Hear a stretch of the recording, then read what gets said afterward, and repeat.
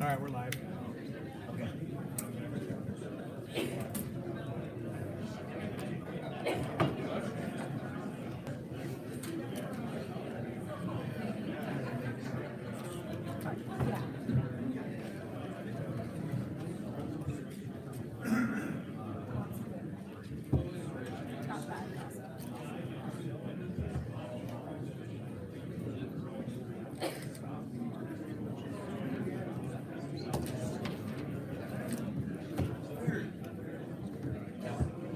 On my thing, Casina knows my issues, so if you get a chance to talk to her, she can do it. I can answer for one second.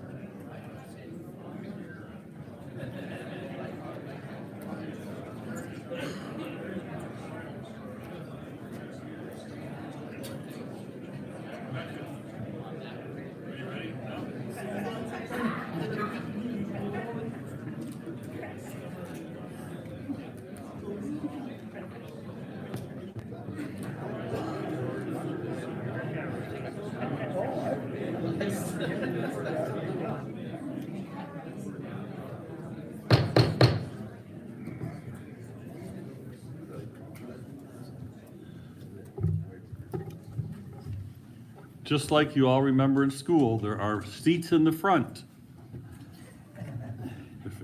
If anybody wants to, you guys stand alongside, come on, there's seats up here. Don't. There's no grading, it's all right. All right, we will continue on with item number 3. So I will ask Bill and Ryan et al. To come back up. Not that Tucker and Chris are et and all. And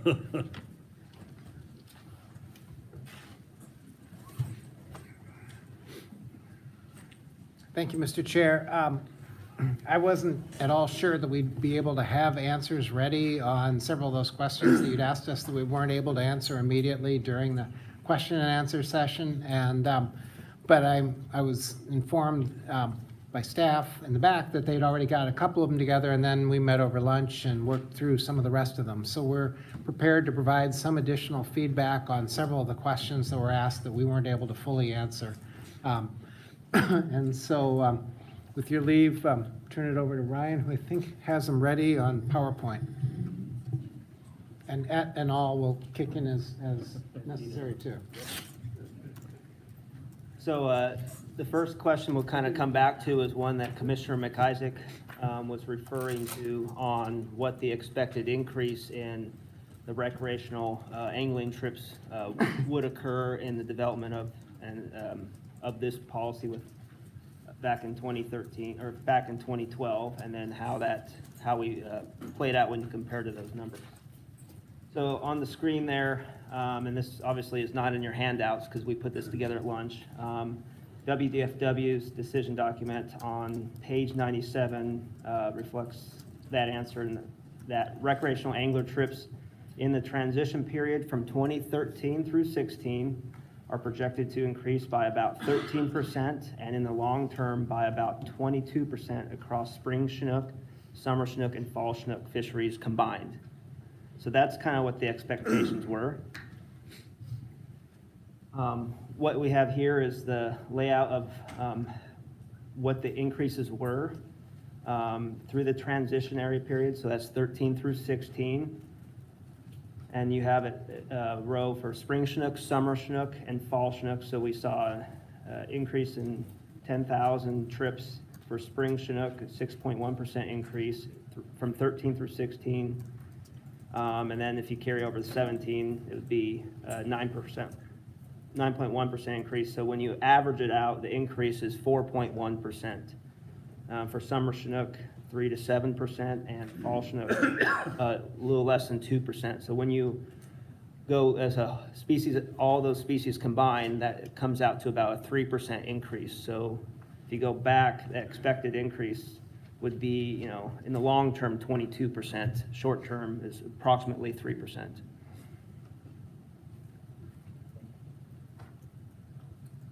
Then, unless, the next one. So first of all, don't try and digest every single one of those little cells. So as we were talking about some of the conversation about what the ocean looks like, among other things, this is one of the things that many of you have seen probably before. And this comes from NOAA's website on ocean indicators. And each of those rows represents a specific variable that NOAA has been measuring over some period of time that are somehow tied in particular to salmon ecology. You don't need to digest the guts and little pieces of it. It is online for anybody who wants to find it. If you just Google it, NOAA ocean indicators, you'll walk your way to this. They call it their stoplight table nowadays. And so there's things like copepod abundance, copepod species distribution, temperature measurements, sea surface temperature, a lot of things you'll hear periodically as independent things. This sort of tries to roll them all together. And it's simple. Green is good, yellow is and red is not good. And that's within the range of time they've been measuring. And I think they use a frequency distribution of some sort to say it's in the lower portion if it's red, but couldn't tell you where that break line is.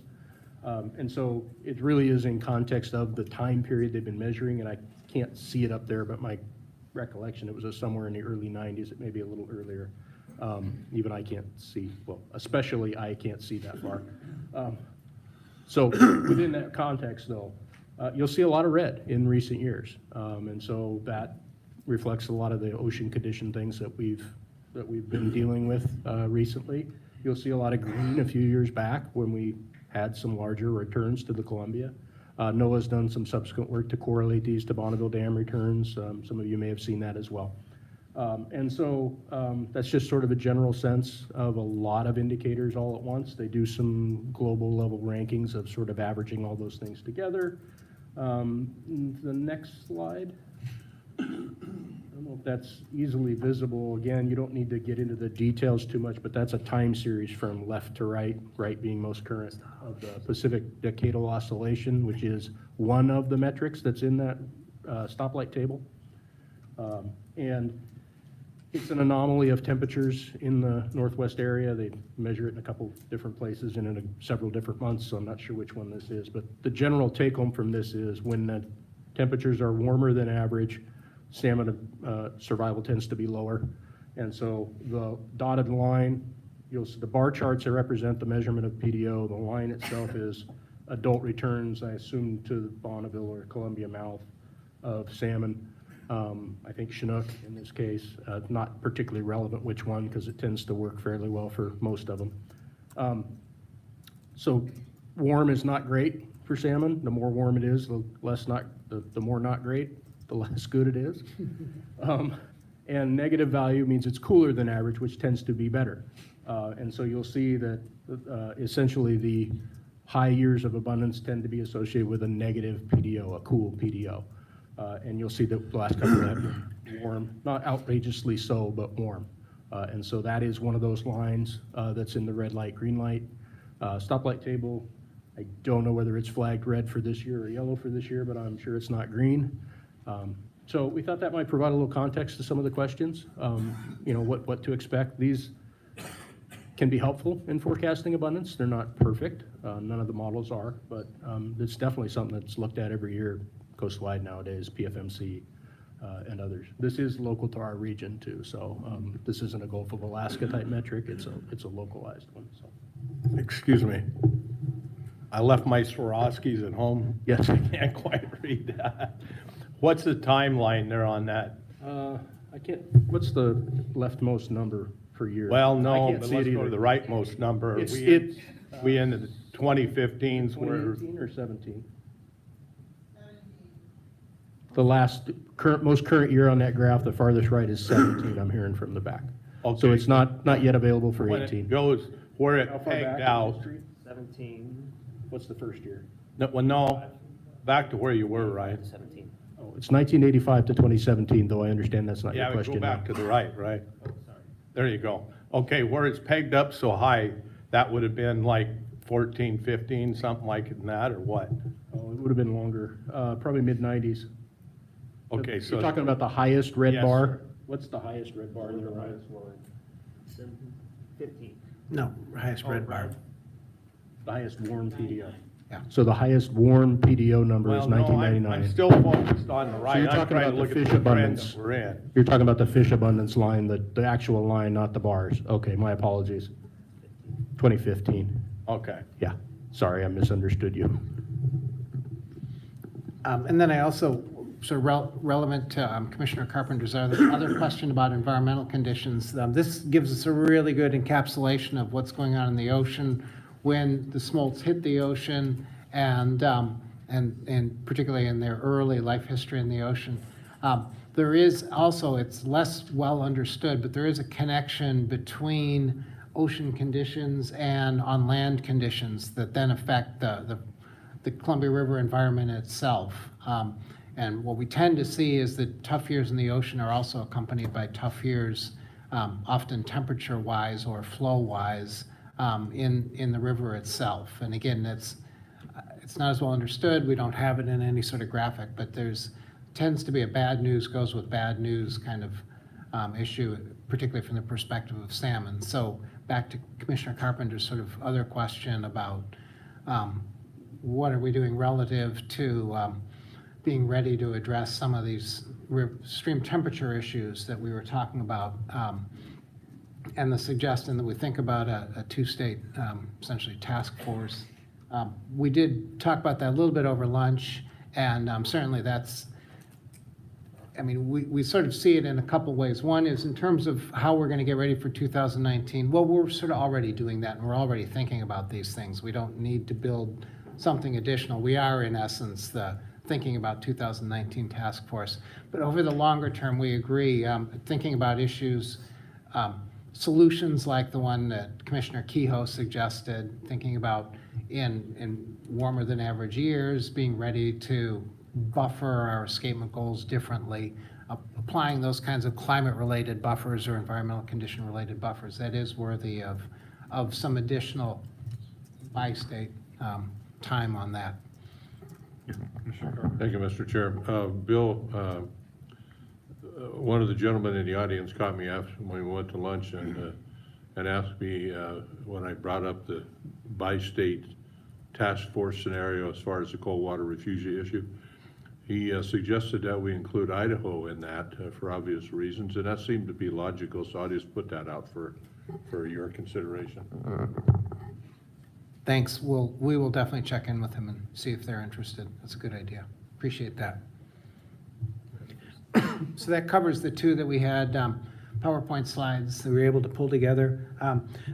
Also wanted to return to a question about the differences between Oregon and Washington and our limited entry rules that Commissioner Baker asked. And as we discussed that question a little bit further, realized that we probably didn't get fully at what Commissioner Baker may have been interested in. So I'll offer a little bit of additional information and see if that helps you in terms of the question. The two states do have, as I said, different mechanisms for how we handle limited entry, but also some different rules about that, and there's probably a mismatch there as well. In Washington, if licenses are bought back, then they simply go away. Those bought back licenses go away under any conditions. Because of limited entry, we wouldn't have more. The remaining can still be sold and transferred and moved around, but under Washington rules, there's nothing else that would stop. So if we were, for instance, to take action in a buyback program to remove half of the Washington gillnet licenses, then from that point forward, unless there was additional action that the commission would take or authorize, or that the legislature would do, the remaining number of Washington Gillnet licenses would be half of from where you started. It's a little different in Oregon. In Oregon, it would function somewhat differently in that there's a floor on the number of commercial gillnet licenses available in the Columbia. So if it dropped below, I believe the number is 200 commercial licenses, then it would be opened back up to get that number back above 200 by rule, I believe.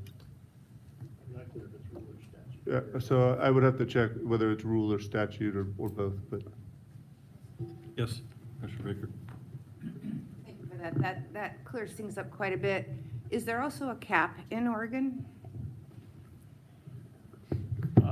Commissioner Baker, I don't believe there's a cap currently, but there is limited entry of no new issuance other than the floor rule.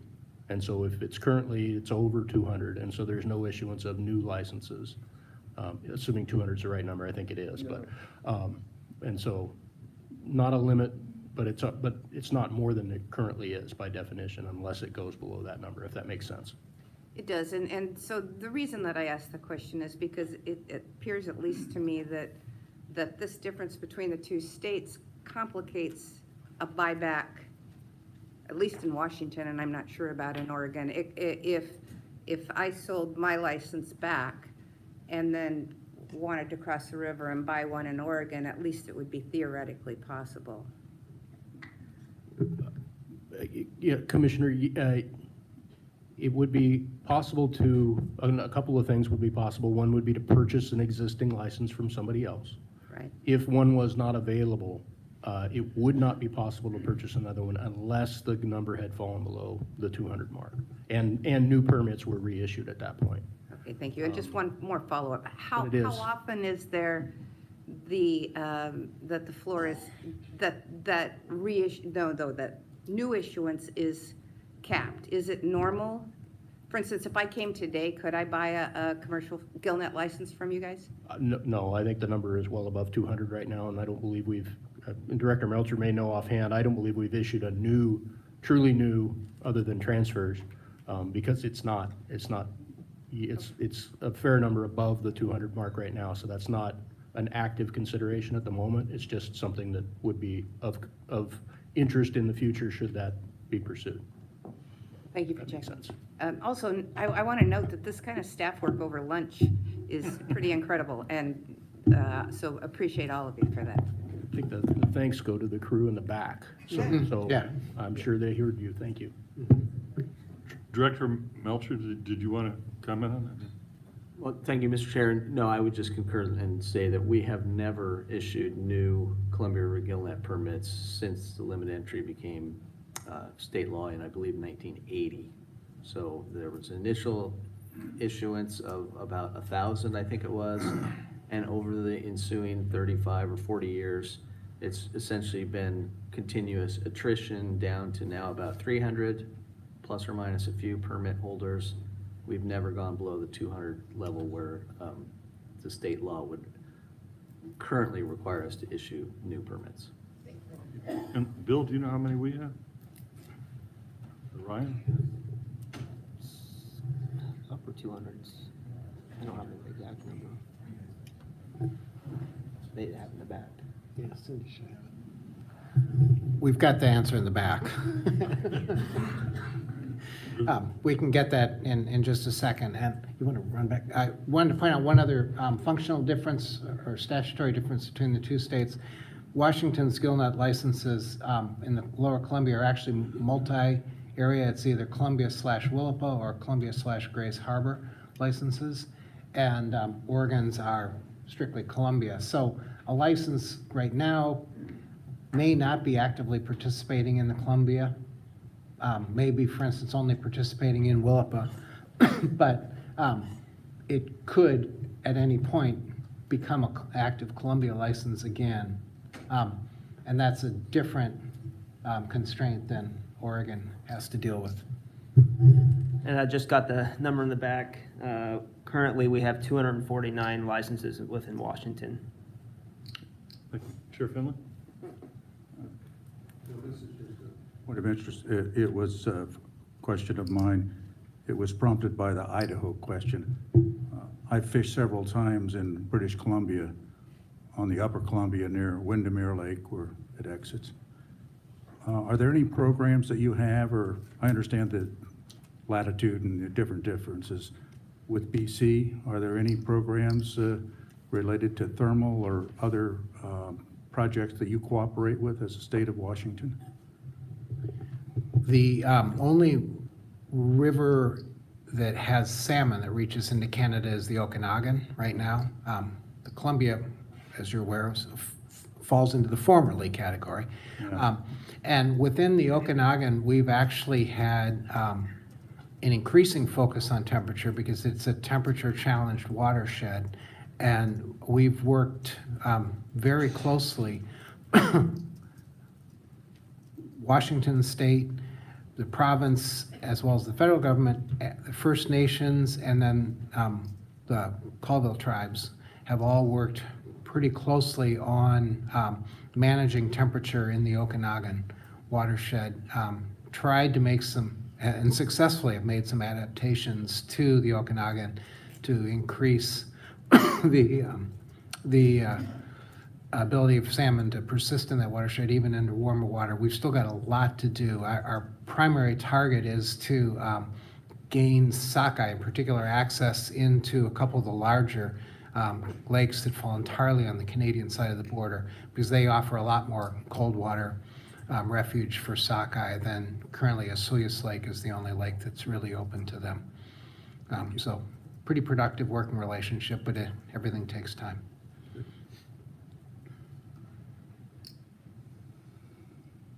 And unless the commissioners have any further questions, I think that's it for us on follow-up. Any further questions? Thank you. And Mr. McIsaac, you wanted to follow up with something else? Thank you, Mr. Chairman. And where do we go from here kind of is the question. So let me start by saying thanks to the staff for their excellent work on this over the course of the past many months and then leading up to today. We've reviewed the policy performance, and we've got a nice listing here in our briefing materials on areas of policy and regulatory concurrence and non-concurrence. So returning to Commissioner Atkinson's question of this morning, if we have as a mutual goal concurrence at the policy and regulatory level, where do we go from here? And so maybe I would just offer a few thoughts to maybe kick off the discussion here.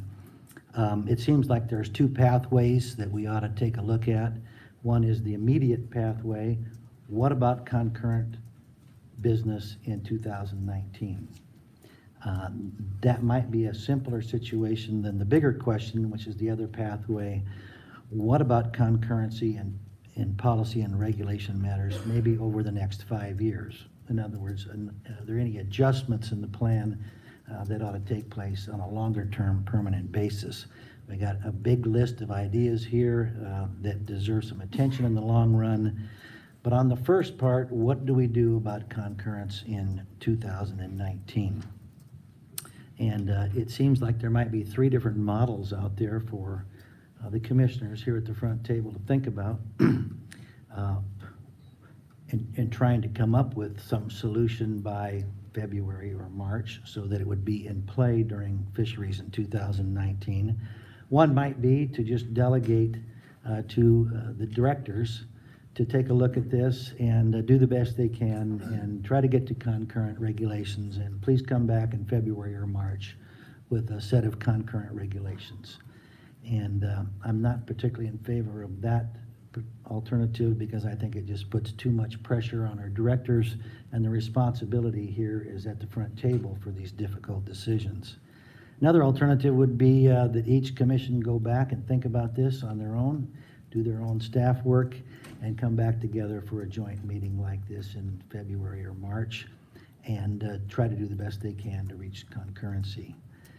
The other model, which might be more similar to what has been done in the past, is to have a joint group of commissioners, maybe 3 from each state, work on a recommendation to their respective commissions over the course of the next couple of months and come back in February or March for another joint meeting where those recommendations are discussed by all the commissioners and come to some resolution about what to do in 2019. And having thought about this, I'm more in favor of this latter alternative. I don't think we ought to try to appoint commissioners here today. Each commission can go home and do that kind of a thing. I think that if this group of 3 commissioners each met 2 or 3 or 4 times over the course of the winter and wrestled with the idea of concurrency and tried to come up with some recommendations, that might be a good thing. I think those meetings ought to be open to the public. We've done some experimenting in Washington with open committee meetings and closed committee meetings, and we've had some pretty good success with open committee meetings showing the kind of transparency that I think a lot of people expect out of good governance. It has been up to the chairman whether or not public comment is taken at these open committee meetings, and I don't think there ought to be any expectation from the public that there be public comment at those meetings. Their time to comment would be when the full commissions make decisions. But by being an open meeting, it would allow other commissioners who aren't in the group of 3 to attend and listen and understand and learn. And while they would not be able to participate in the vote of their 3 commissioners as to what a recommendation would be, having them be open meetings allows not only the public, but also the other commissioners the opportunity to be there and hear all the dialogue necessary. So that's just some thoughts of mine to start things off. Thank you, and we will not be making any decisions today according to our agenda. So, any thoughts from Oregon on Commissioner McIsaac's? Yes, Commissioner Atkinson.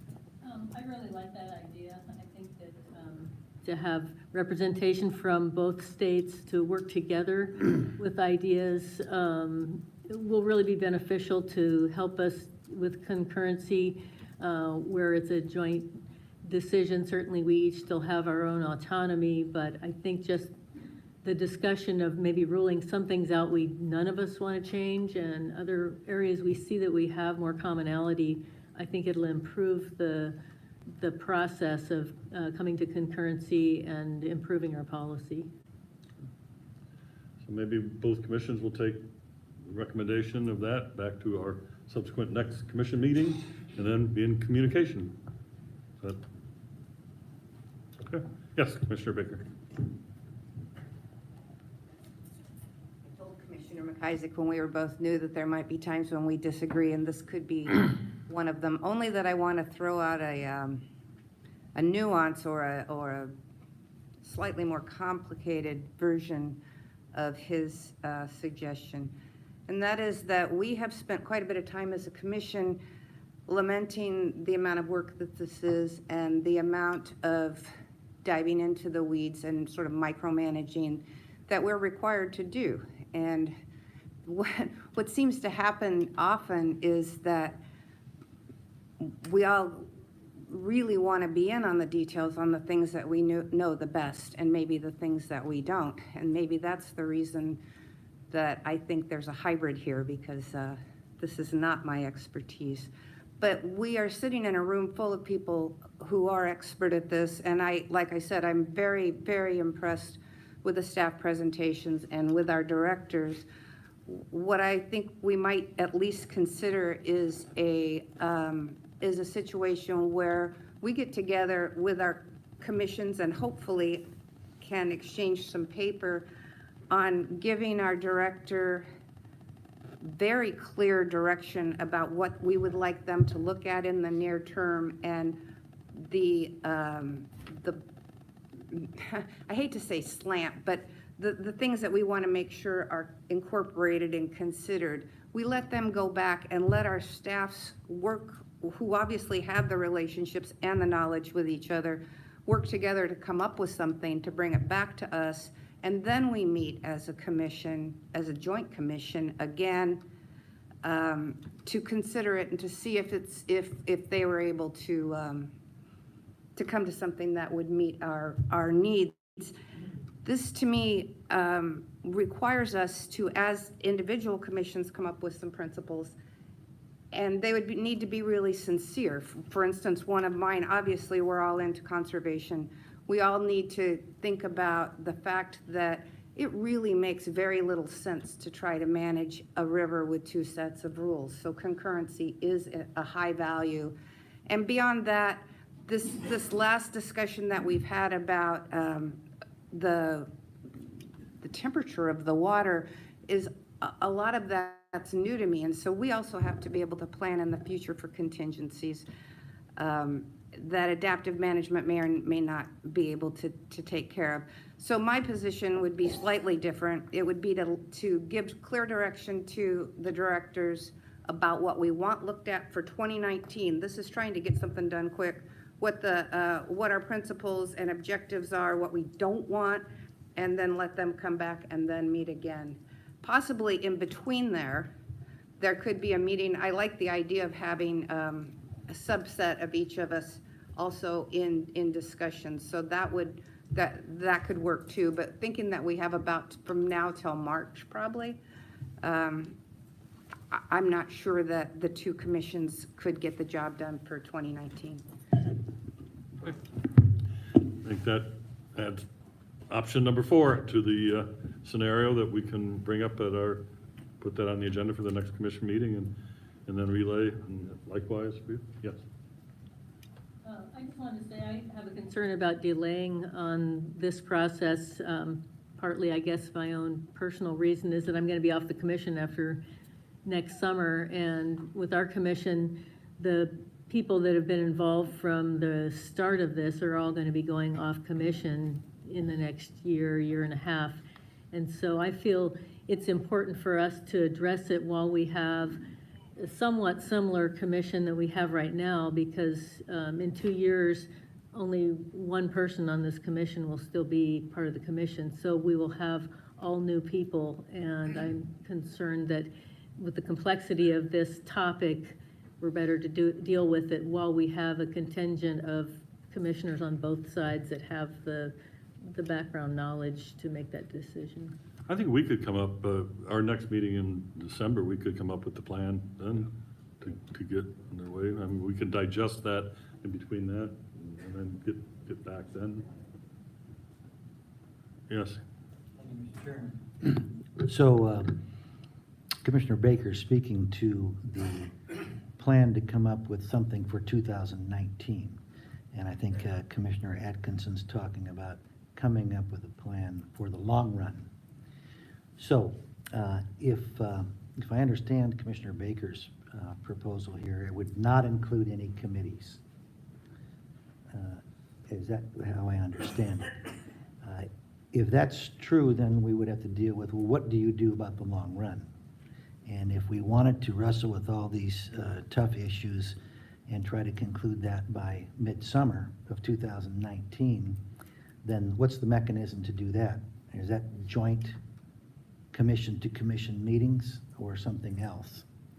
And so, well, I would agree with Commissioner Baker that tasking the directors to come up with some solid analysis that will feed into the process is a good idea.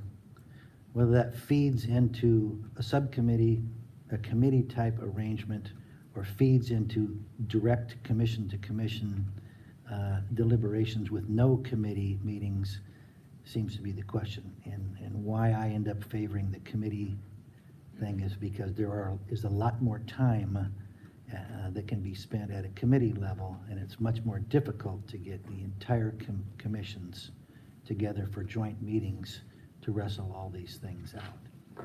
So I see the committee process better for the long run, certainly. To have multiple face-to-face full commission joint meetings seems a real legitimate challenge. But I also think because of the time involved, and if it is indeed open to all commissioners to come to these committee meetings, whoever are willing, that we can maybe attain the kind of I presume, attain the kind of full awareness of all the commissioners that Commissioner Baker's after.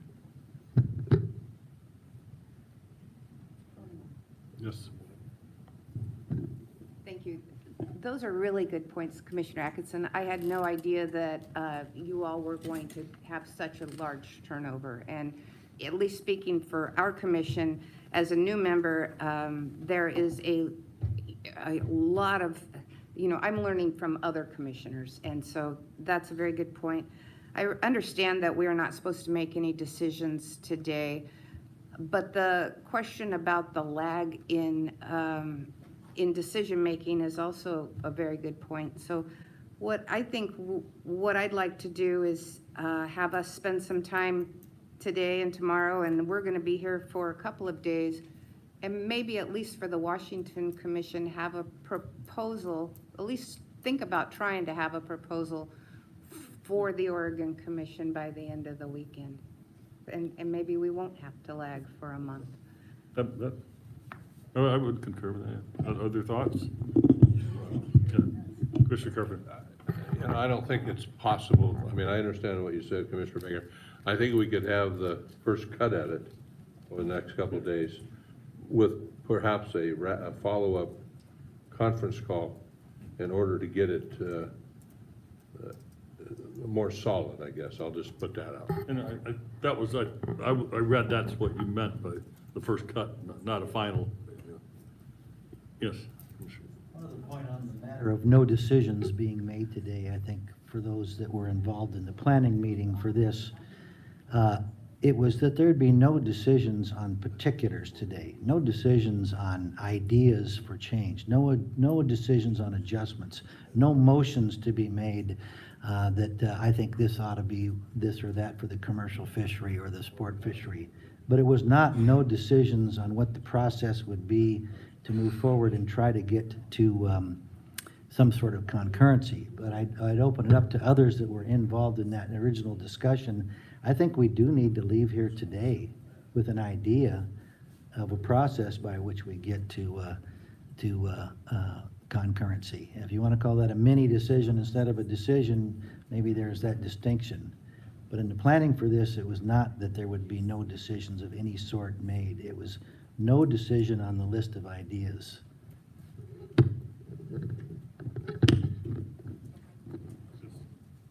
And thanks, Chair. I would like to speak in favor of Mr. McIsaac's suggestion. Due to the fact about truly what job descriptions are around here, if we defer it to staff, they have a pretty tight criterion which they can deal with. And with us, we're supposed to be looking over the horizon, looking at opportunities, looking at different perspectives. It almost gets to the point that you got to look at a 6-year-old to learn something, but they're always asking why, and exploring new things. And I think that's should be part of our job, is to do that. And with the commission, they have a lot more freedom to explore different ideas. Then there again, probably have to take them back to the staff. Will this float or not? But I think it's a big, big opportunity. And it's really easy for me to say because I'm a long ways away. I probably won't get in on it. But if we had people on the commission willing to serve, I would think it'd be fantastic.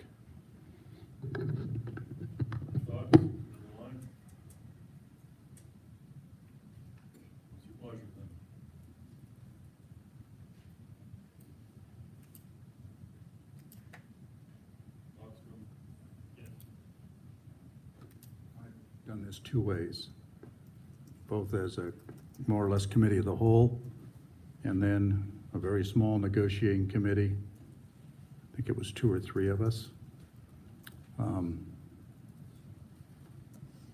Sometimes the discussions reveal thoughts or opportunities or omissions that the other members of the commission don't see. Today's a perfect example. We're hearing thoughts and ideas and from each other. If we did a small committee, I would think that that's only the backbone. Those 2 or 3 men and women are obligated to be the structure, but that every other commissioner on either side that's able to attend any meeting doesn't attend it as an observer, attends it as a committee member, so that they can contribute and listen. And then when it comes to a vote, they all are using the same information. So that's the nuance that I would offer.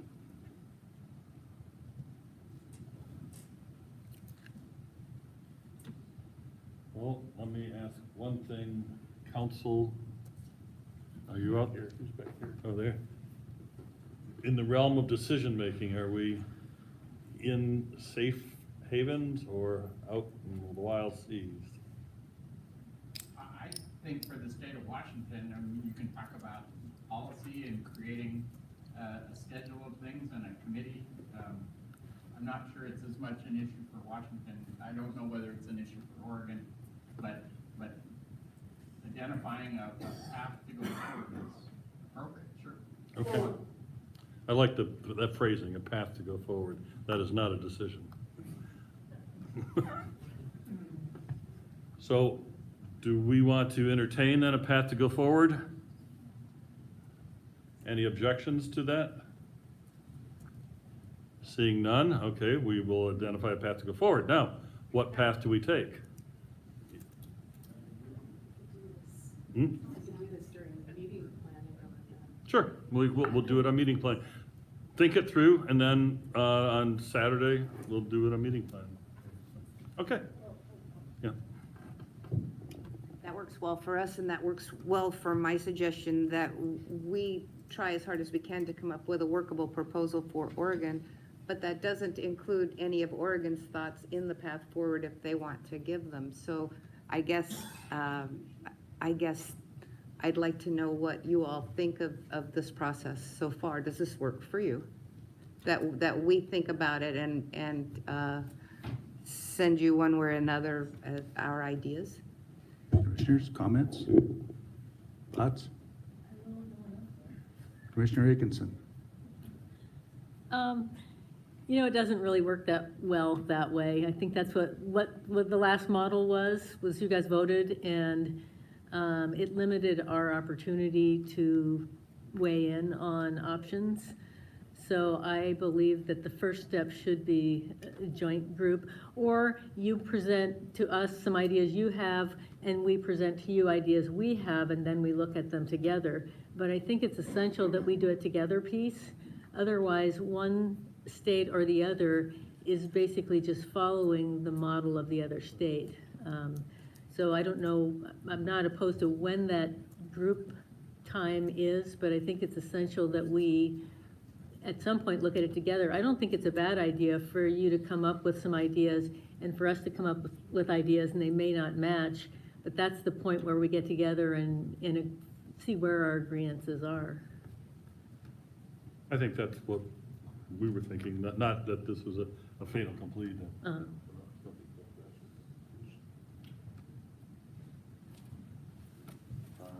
Chair, were you imagining that we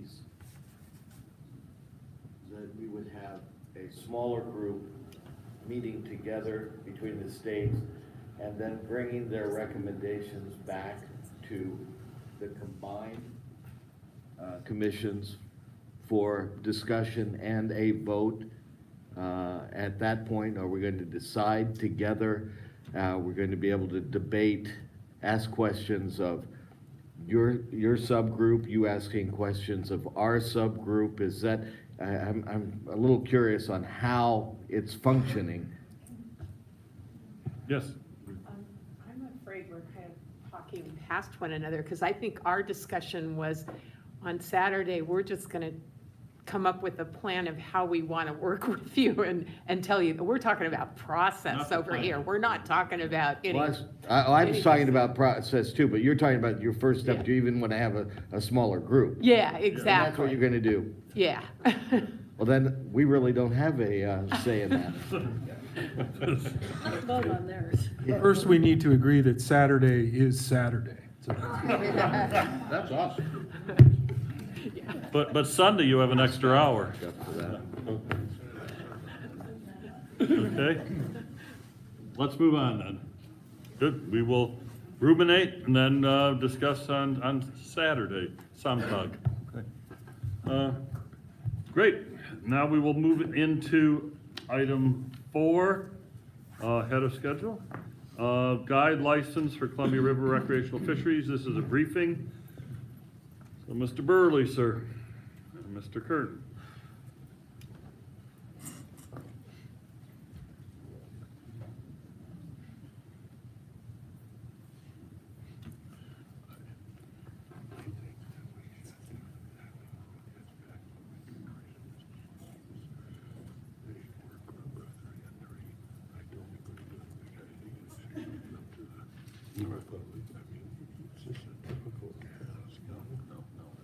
You agree?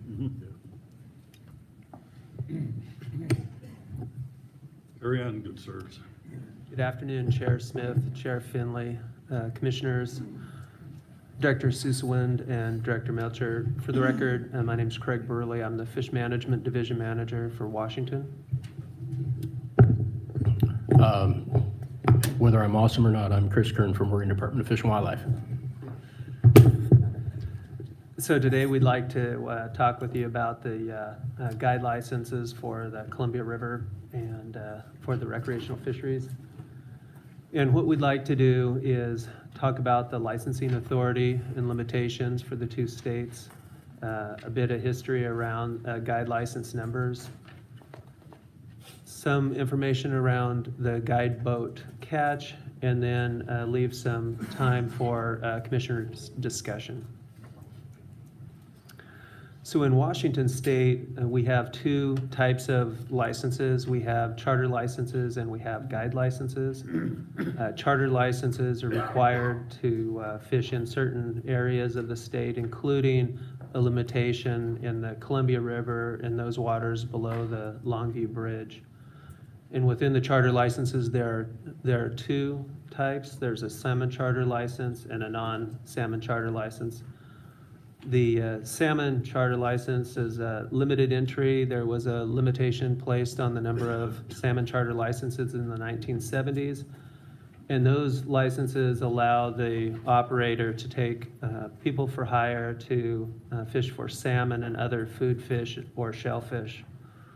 And then the other charter license is a non-salmon charter license. This authorizes the operator to take folks for hire for food fish other than salmon or albacore tuna.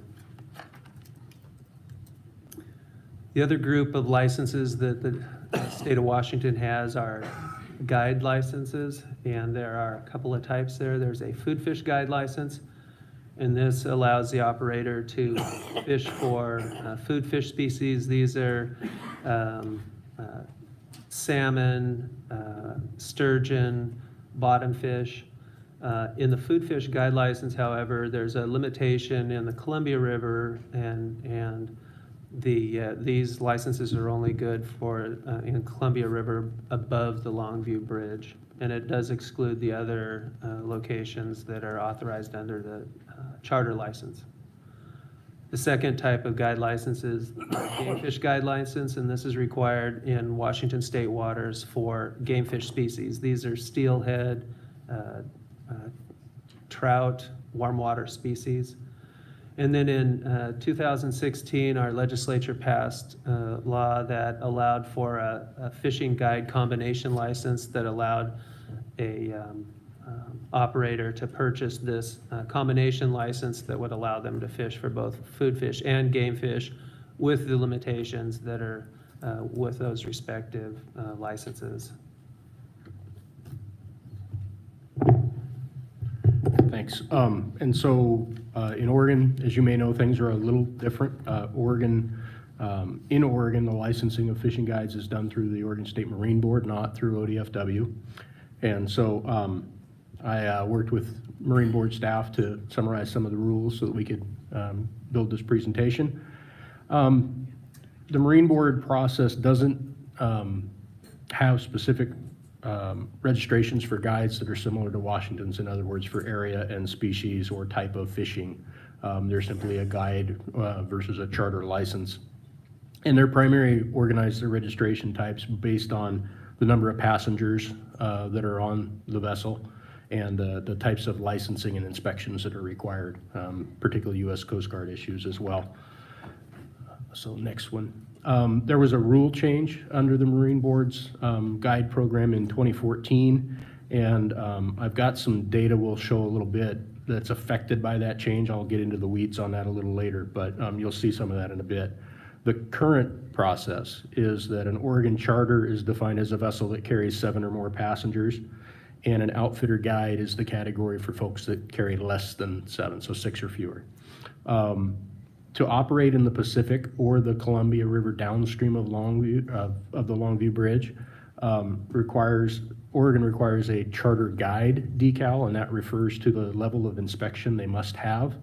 And so what that does is that's a piece of data we can mine to get the total number of guide licenses that could fish those areas. It doesn't mean they do. There may be other reasons they hold that license, and it doesn't specify whether it's Pacific, Ocean, Columbia River, or both.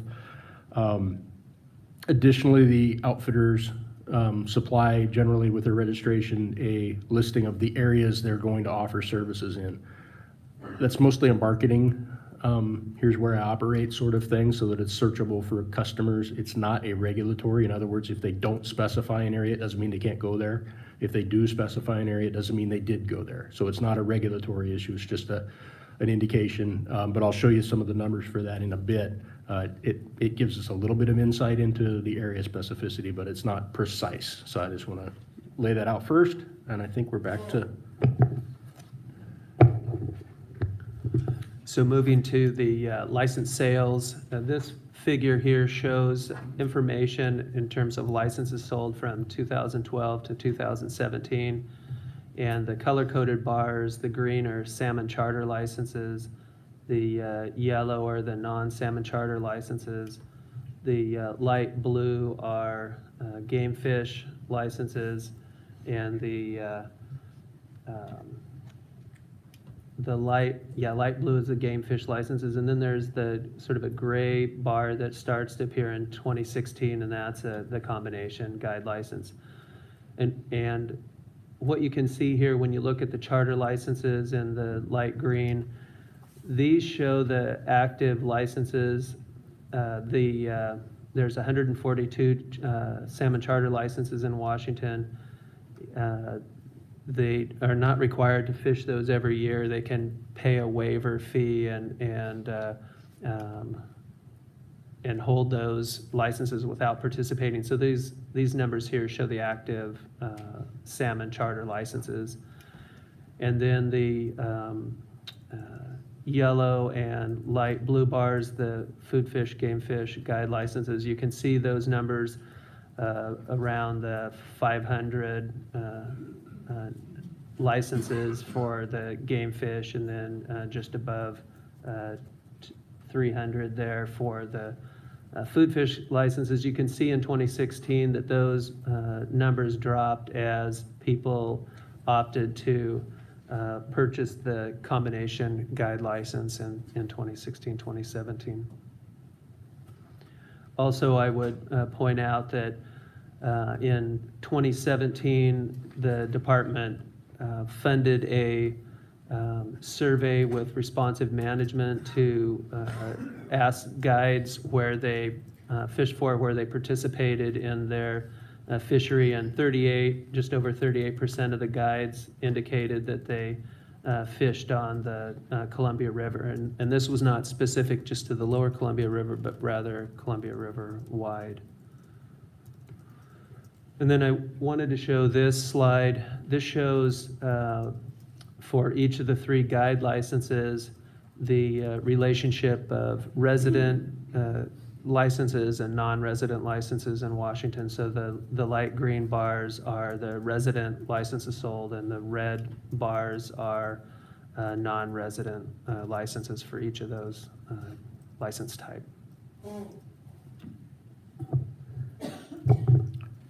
Thanks, Craig. So as I mentioned, there was a change in the regulations for Marine Board licenses in 2014. In order to try and create a time series that was still 2012 to current, had to do a little bit of math. So I worked with Marine Board on their data for this. So prior to 2014, many of the folks that we would currently classify as guides under the 2014 to current rule were actually registered as charters. And I can't tell you the details of that, but it's got to do with just the changing criteria. So what I did is I looked at the number of folks who are registered as charters under the current definition, and that's about 67 on average for the 4 most recent years. And I said, if we take that back to 2012 and 13, and said those folks were still around, what's the difference? And so the orange bar represents the number of, well, let me back that up a different way. The yellow bar represents those folks that are registered as charters and probably were equivalent to that in 2012 and 13. Orange is the back calculated estimate of how many of the folks who were actually registered as a charter under the pre-2014 definition, but probably were more like a guide under the current definition. So the long and short of it is, in order to estimate the number of guides in 2014 terms in 2012 and 13, I'd like you to add mentally up the blue and the orange. And you'll get about 300 on average, somewhere in there. In 2014, and these are statewide numbers, so this isn't specific to area or anything. Since 2014, there's a different category as I described before, and so those blue bars are there, and that's more of around 500, up to 500 folks. These are the people who hold the proper registration and certification in order to be legally allowed in Oregon to fish in either the ocean or the lower Columbia below Longview Bridge. As I said before, doesn't mean they do, and it doesn't mean that they fish one or the other or both, but this is the maximum basically. And I think that is the gist for this slide. I also wanted to look at resident versus non-resident. This is the most recent year of data available. And that's graph is not as large as I thought it might show up. The leftmost bars are Oregon residents that are registered as guides in Oregon, again, statewide. Then it goes to Washington guides, or Washington residents registered as Oregon guides. The third series is Idaho, then California, and then a mix of others, including Montana and some other states with a 1 or 2 persons apiece kind of thing. The blue bar is the total number of registrations. The yellow is the number of those registrations that also indicated they fished the Columbia, the lower Columbia. And so this is a different category than the registration decal I mentioned on the prior slide. This is more of the marketing category where somebody registered and says, and I fished the lower Columbia. They may also say they fished the upper Columbia, the Willamette, the coast, a number of other places, and it's non-regulatory. You can't see the numbers very well, so there's 1,159 statewide registrations represented in that graph for all states of residency. 1,005 of those are in the Oregon category. And of the 1,005 in the Oregon category, 173 listed the lower Columbia as an area of operation. Of interest maybe is the Washington box. There's 72 total registrants there, residents of Washington that register under an Oregon guide license. And of those, 49 listed lower Columbia as an area of operation. The other numbers are pretty small, so I wasn't planning on going into them, but you can get a sense of that. Oh, take that one too, yeah. The Oregon Commission, let me catch up here. I'll have to look over your shoulder. This has been a graph that was presented in the March 2018 packet, I believe, for the Oregon Commission. And it represents the, basically an estimate of catch on guided vessels versus non-guided vessels in the buoy 10 fishery for a number of years. And the real take home is that I am just blind. The hatched bar is, I believe, the proportion of effort, angler effort, that is attributable to folks fishing on guide boats, whereas the dark bar is the catch associated with those folks. And so you'll see in the leftmost bar, they're fairly even, proportional to each other. But as in the other bars, you'll see a higher proportion of the aggregate catch attributable to those trips when compared to their effort. And so this is something that's doable with the buoy 10 sampling methodology. We're able to tease those out. It's less doable with the main stem creel sampling protocol we use now. So this is what we have at the moment. But again, this is, I think, familiar to Oregon, maybe less so to the Washington Commission. So. Thanks, Chris. And I wanted to add, in Washington, our agency has been looking at the guide issue, and our legislature has asked that, provided a proviso for the department to look at guide licensing statewide. There were concerns relative to effort and in specific areas around the state by guide effort. And so the department's considering a proposal for a guide logbook that we'd be bringing to our Washington Commission this spring. And what that would do is it would allow the department to collect specific information on effort and catch by guides in geographic locations, so that we could gather the information to understand what that effort is around the state and look at any appropriate management actions at that point.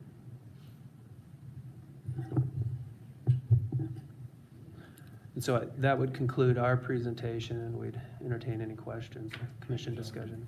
Questions from the commission and commissions? Yes, Mr. Grable. Chris, you mentioned this last slide, the gray and black slide, that you were able to get that information through your buoy 10 protocol. And what does that mean? Do you have logbooks, or is this based on creel at the docks? Commissioner Grable, my understanding is this is from the creel interviews at the docks. Yes, so it's both the effort breakout from interviews at the dock as well as the catch from a boat as it comes in. Yeah. And Craig, I know we're talking about introducing a logbook program for our guides pretty much statewide, both on the Columbia River and other tributaries, and even the Olympic Peninsula, where I think the request for those came from. Do you think we would get different information through a logbook program than what we have now, or would it just expand our base of knowledge? Thank you, Commissioner Graybill. The creel data that we have now is very limited in the Lower Columbia. And in Washington, we are having this question asked about guide effort statewide. And so we don't have the manpower available to do that type of creel broadly in the state. So a logbook program would allow us to gather that information directly from the guides, and it would be much more accurate.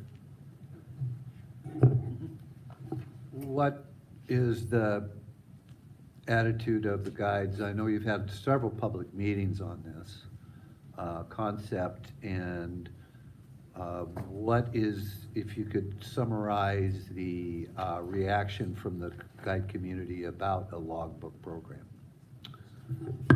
Yes, Commissioner Graybill. So the department undertook an effort a year ago, and there were, I believe, 6 or so public meetings around the state where we met with our guide community. And we really heard a mixed response to the guide logbook. We did get support. There were some folks that thought that made sense, and then there were other people that had some concerns about the amount of information that we would collect and the impacts that might have on their business on the water. And so our intent would be over the next several months to meet with the guide industry and to develop the appropriate information that we'd need to collect and the way to collect that so that we would minimize any impacts to the guide community.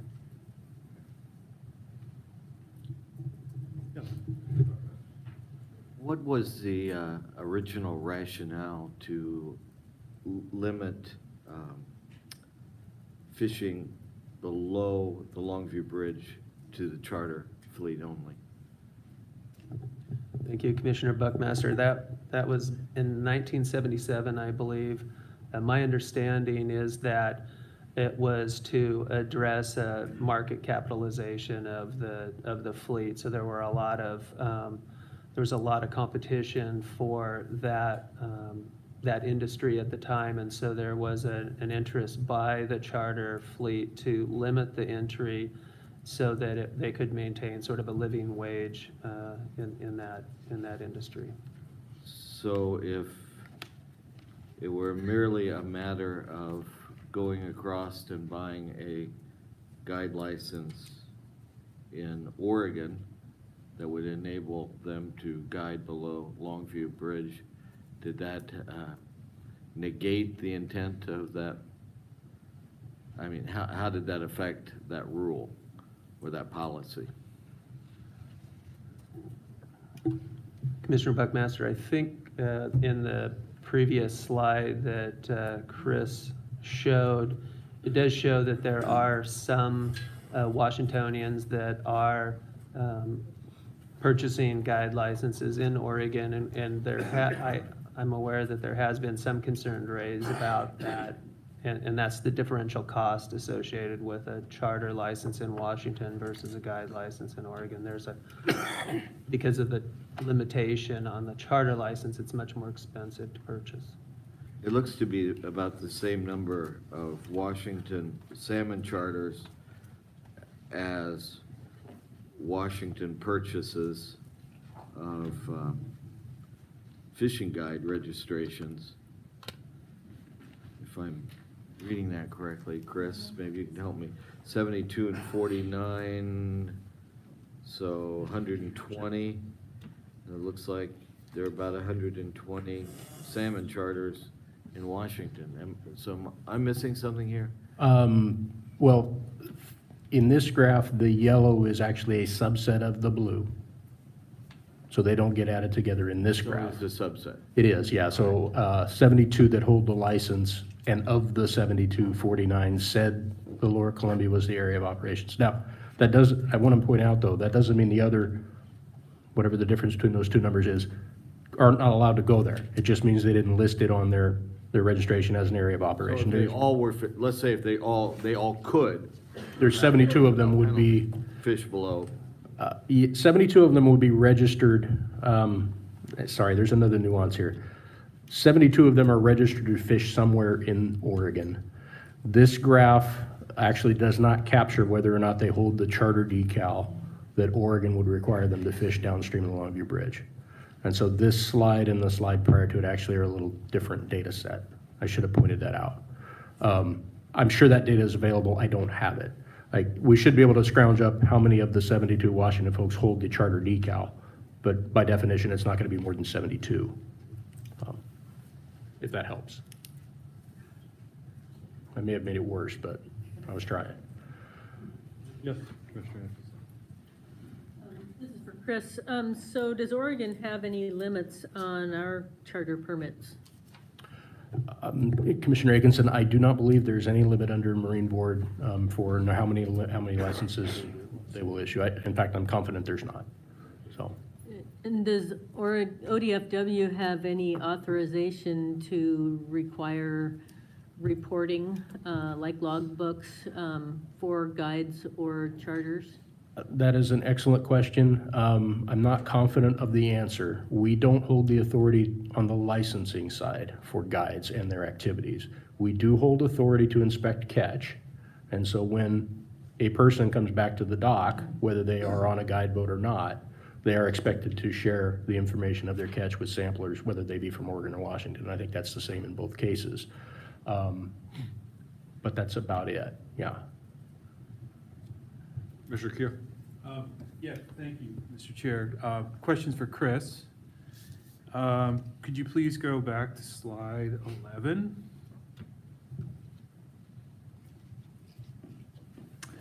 And, you know, it's pretty obvious. You look at this slide and you can see over the years there's a steady increase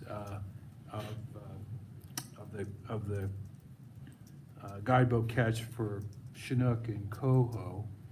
And then you look at slide 9.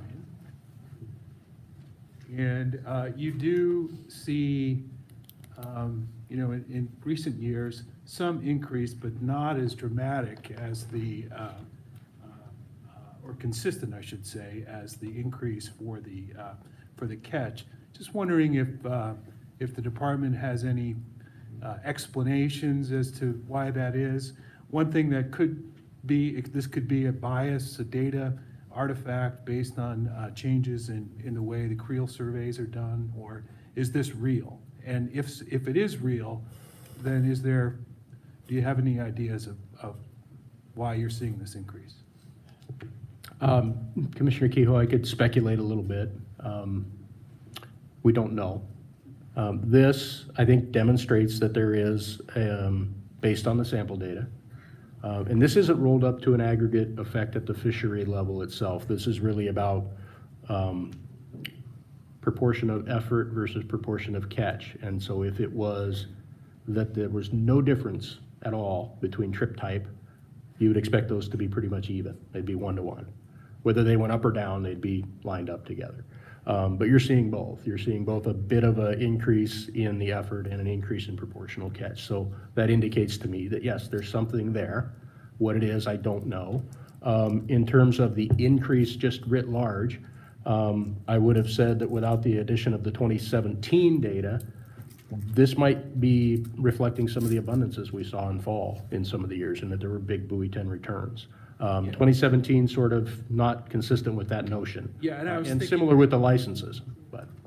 I was thinking that too. I think when you look at least with respect to, with respect to the Washington angler trips, we clearly see, recreational angler trips clearly see a correlation between, returns. But 2017 here seems to go the other way on that. And so. Yeah. It does. Just curious why that would be. And then maybe one follow-up, does that present any management concerns for you folks in terms of managing the fishery? So trying to finish up the first a little bit, yeah, the 2017 is a bit of a flyer for me. We do sometimes see the year after, as things start to decline on the gun size, a little bit of a holdover of, well, last year was pretty good, so I'm going to try it again. We do see some of that some seasons. I don't want to claim that's what this is, because there's really no way to tell. That's a highly social, personal choice sort of issue that's really hard for me to get my head around. From a management standpoint, we're able to monitor the catch, and intensive fisheries are by definition a little harder to manage to a lot harder to manage, depending on what it is.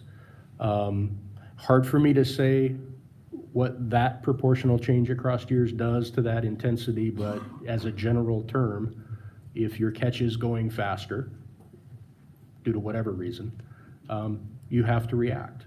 And sometimes that can be problematic. That doesn't mean it is all the time, but it can. That's about the best I could do here. I mean, it has the potential to affect timelines if catch is going very quickly. So. Commissioner McIsaac. Thank you, Mr. Chairman. And the same graph here exhibits some of the concerns that I've heard from private sector constituents that I hear about, that talk a lot about the number of guide boats, how many fish the guide boats are catching, and the seasons are getting shorter because there's too many guide boats. And everywhere I go, I see a guide boat, and guide boat, guide boat, guide boat. So thank you for this presentation that does a little bit of ground truthing on this. If I look at this graph here, it looks like at buoy 10 then, in 2012, maybe 10% of the effort and catch was by guide boats, and this last year now it's over 30%. So the catch by the guide boat fleet is 3 times larger than it was just a few years ago.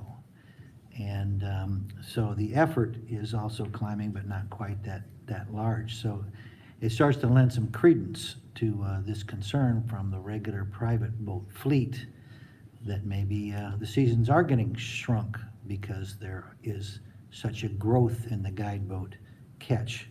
So I have two questions, one about guide license limitation and one about fishery control, if the commission's ever wanted to take a look at that. On the matter of guide license limitation, I understand in Washington now we do not have a limit on the number of guide licenses sold, other than charter boat licenses downstream from the Longview Bridge and in the ocean, where there is a license limitation that arose out of a similar concern, too many charter boats for what people felt was socially the right number. But I've heard in Oregon that there is a guide license limitation on the Deschutes River, and not sure about the rest. So my first question on the guide license limitation is it true there is a guide license limit for guiding on the Deschutes River, and that's all in the state of Oregon, and there is no limit on further expansion of the number of guide licenses sold, resident or non-resident, in Oregon? Commissioner McIsaac, I'm fairly confident the answer to the second is there is currently no overall limit on the number of guide licenses issued. I honestly don't know the answer to the Deschutes specific question. And I don't know whether that is a assuming that is correct, which I have no reason to really doubt it, because there are limitations of various types on the Deschutes, some of which are placed upon it by resource managers outside of the fisheries perspective in terms of controlling river trips and number of rafts and things like that. And so I'm not sure whether there's a limit on there at the guide level or at the access level. And I'm on a limb here on that one because I just don't know the answer. Well, this may be anecdotal, but I did fish the Deschutes River this year in mid-September, and it is limited by the number of permits available that you have to apply for, not through the department, but for, and I can't remember if it's a DNR or another agency. And so the number of permits that are available for a given day restricts the number of boats that can be on the Deschutes River. Yeah, there is definitely what I maybe term a traffic constraint permit. Exactly. There may also be something else, but I'm just not sure. I apologize, but I don't know. And, Mr. Chairman, just to finish this line of I'm sorry, questioning. I thought you were going to. So, before I get to the fishery control one, question for Mr. Burley for Washington guide license limitation. In the surveys and the meetings with the guides, I thought I recall something about the Washington guides were in favor of a limit on new guide licenses or a limit on guide licenses. Is that true? Thank you, Commissioner McIsaac. So at those public meetings, we did hear some support for limitations. We also heard some guides expressing concern for that. Where the department is focused on is gathering the information from the guide logbooks so that we can understand more broadly where those areas are, where there is more intensive pressure, so that we can have that conversation with the guide industry about the appropriateness of limiting those guide boats in those specific areas. And right now, we don't have that information. We have anecdotal information from folks, but we don't have good, solid information on where those areas are. And then on the question of fishery control, in the state of Alaska on the Kenai River, they had a similar situation where the number of guide boats was unlimited. The number of guide boats kept increasing. The private anglers complained about that. And as a matter of fishery control, there's now a situation where guide boats don't fish on 1 or 2 or 3 days a week, where private boats are allowed to fish 7 days a week when the season is open 7 days a week. And so I understand that in Oregon, the Fish and Wildlife Commission does not have authority on guide license, but they do have authority on fishing regulations. So the question is would it be true that the Oregon Fish and Wildlife Commission would have authority for fishery control like we've seen occur on the Kenai River in Alaska?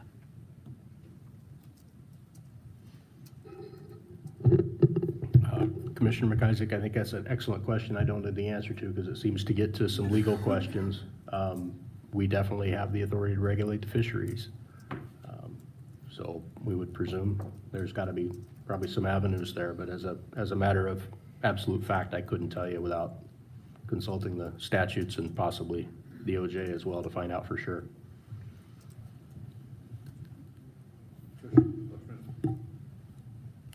I looked into the Deschutes issue, talked to, and I would invite our director to fill it in, because I was curious about that as well, and I understand that those licenses, those guide, that is regulated by the BLM, is that right, Director? That's correct. So that said, that is not a tool that we would have. If there's a desire to coordinate, to have similar objectives to managing fisheries vis-a-vis guides, I think Oregon is going to be presented with a more difficult choice of methods. We have limited methods that we could try, and as Chris says, I think if it's something we want to do, we're going to need to ask staff to talk to legal to find out exactly to what extent our authority lies. And that's something that if our chair wants to do, we can start that process, at least finding out what our list of potential options are. Yes. Thanks. If I could just add, I think looping in the Marine Board would probably also be productive. Based on my discussion with their staff, I know they've had some conversations about things like logbooks and area specificity and things like that would be helpful to the conversation. So depending on what y'all want to do, just add that to the list of things. That'd probably be a good idea. Yes, Commissioner. Just to make the point, this comes back to a question of concurrency. And usually in these kind of cases, those people who already have licenses often are in favor of a license limitation because they already have one. And so, but if Washington moved for a license limitation for guides, including the Columbia River, it wouldn't make much sense if Oregon did not do the same.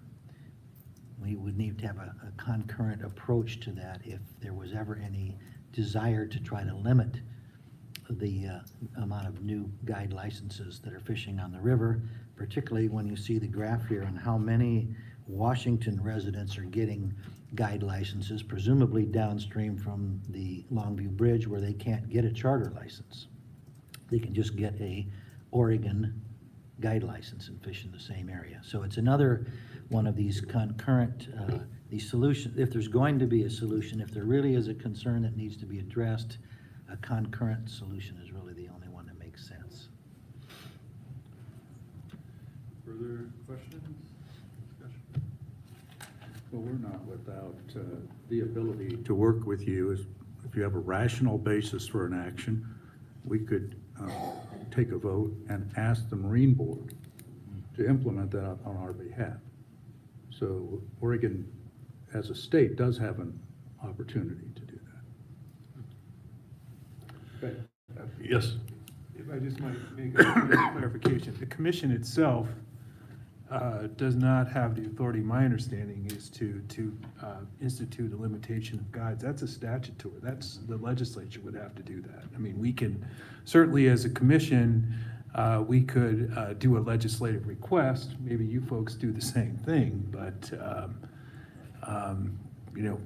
we like to think we have a lot of power, but we don't have all the power. And when it comes to license limitations, we go to our elected representatives to handle that, so. Well said.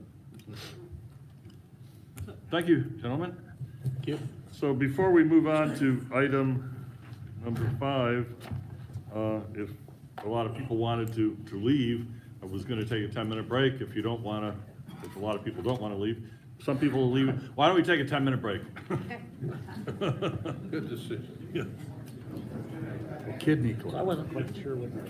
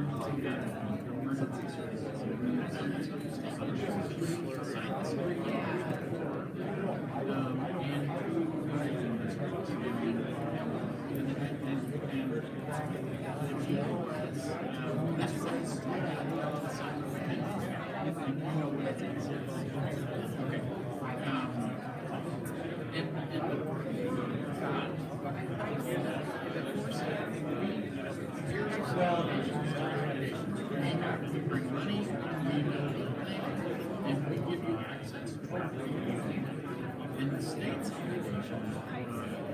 much many state plans, they did to be later impacted by and the state had to get this when I'm debating right now, many state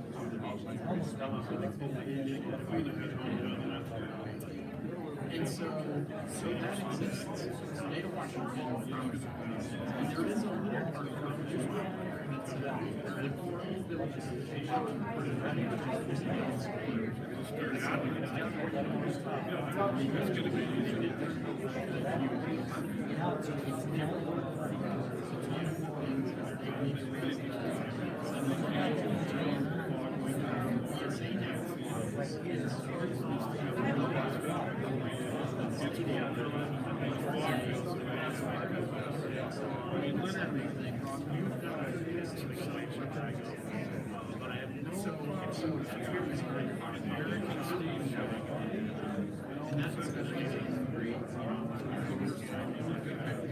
it's not a lack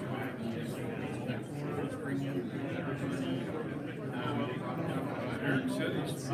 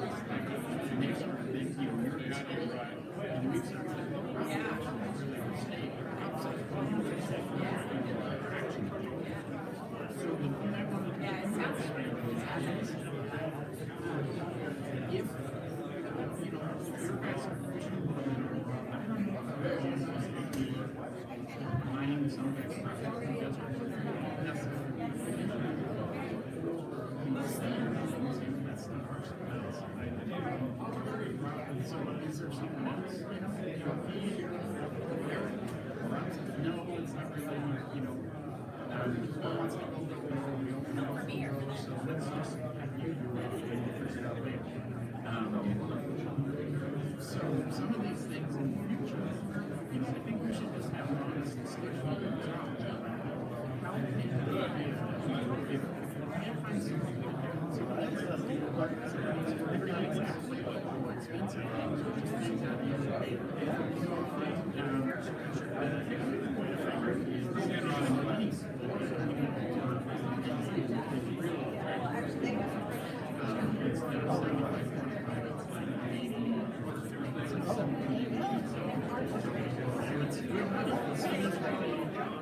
She sees this, there's goods here that we were talking about for years. I would say, we the state needs to think about these commitments that all of this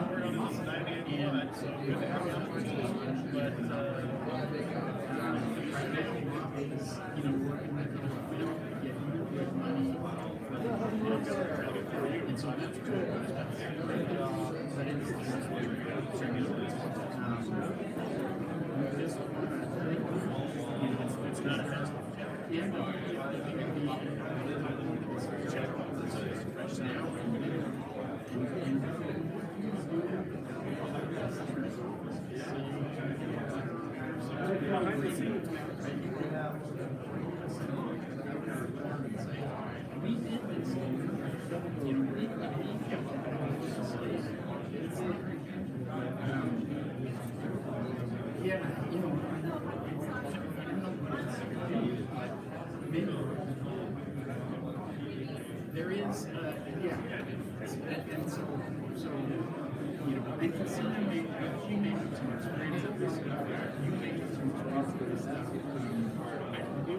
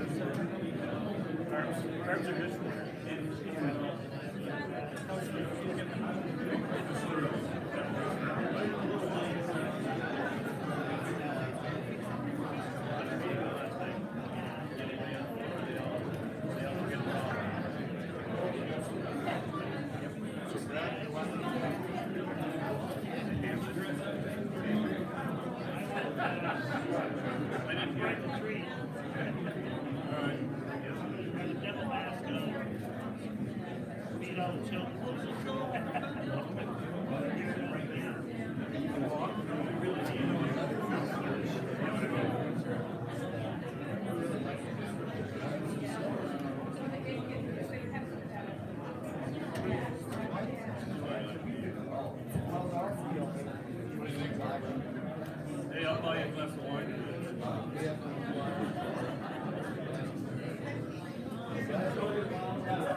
That's where I was gonna buy it for you.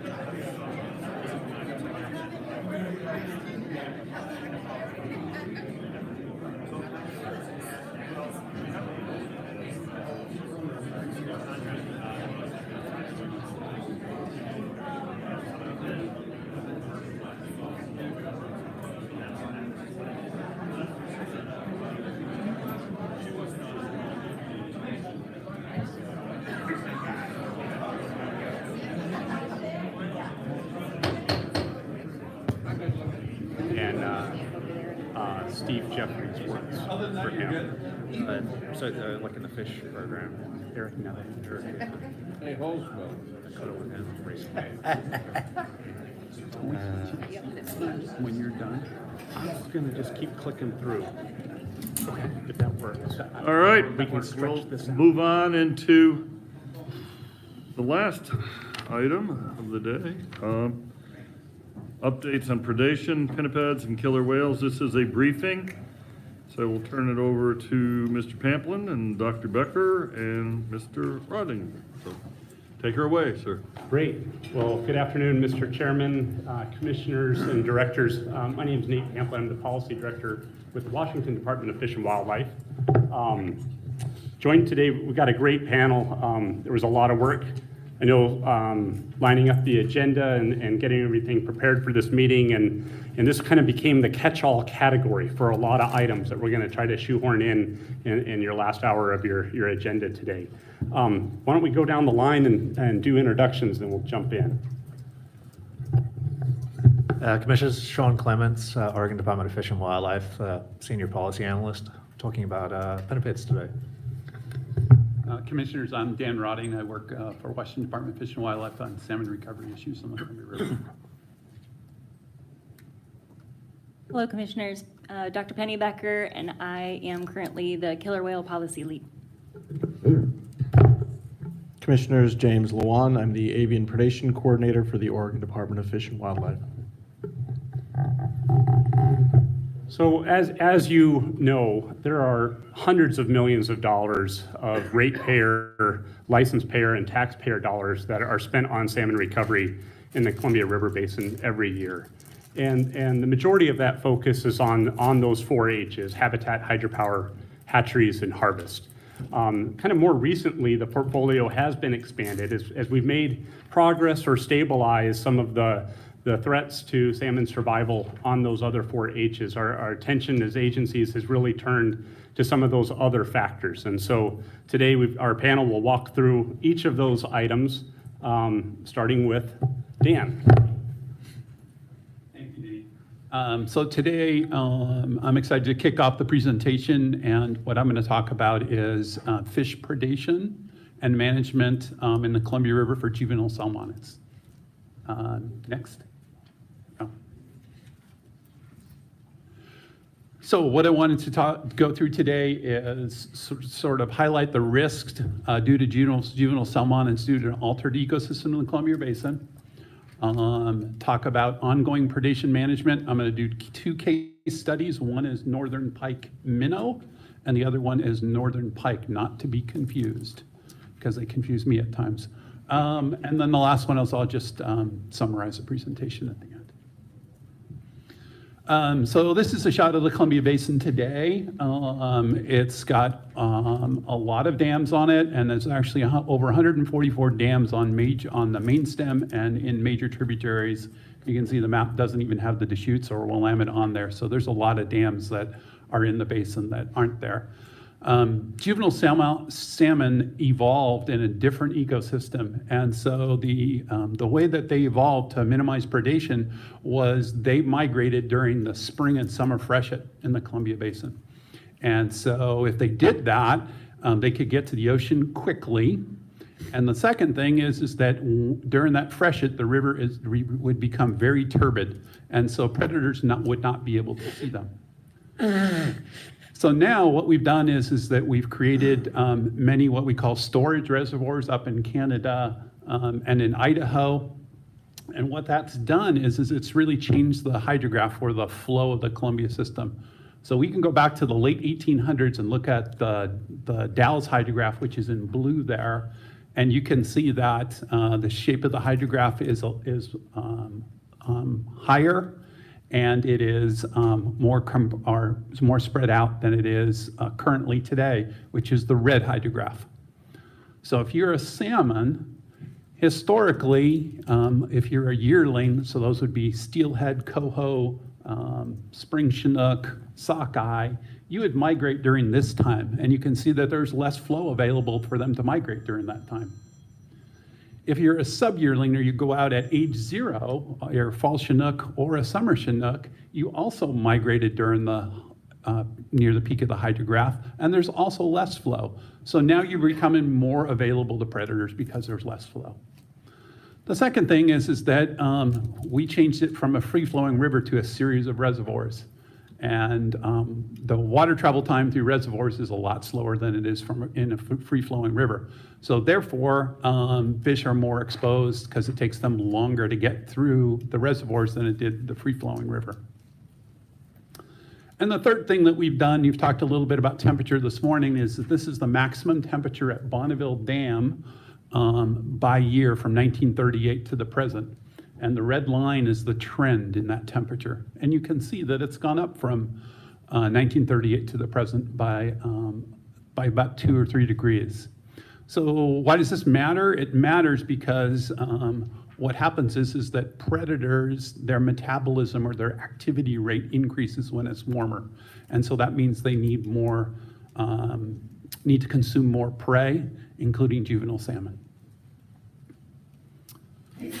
So with that background, I'm going to jump into the Northern Pike Minnow program. And reminding everyone, Northern Pike are native fish to the Northwest throughout Oregon, Washington, and then the Columbia River. And due to the altered ecosystem, the reservoirs, the Northern Pike minnow population exploded after the construction of the reservoirs.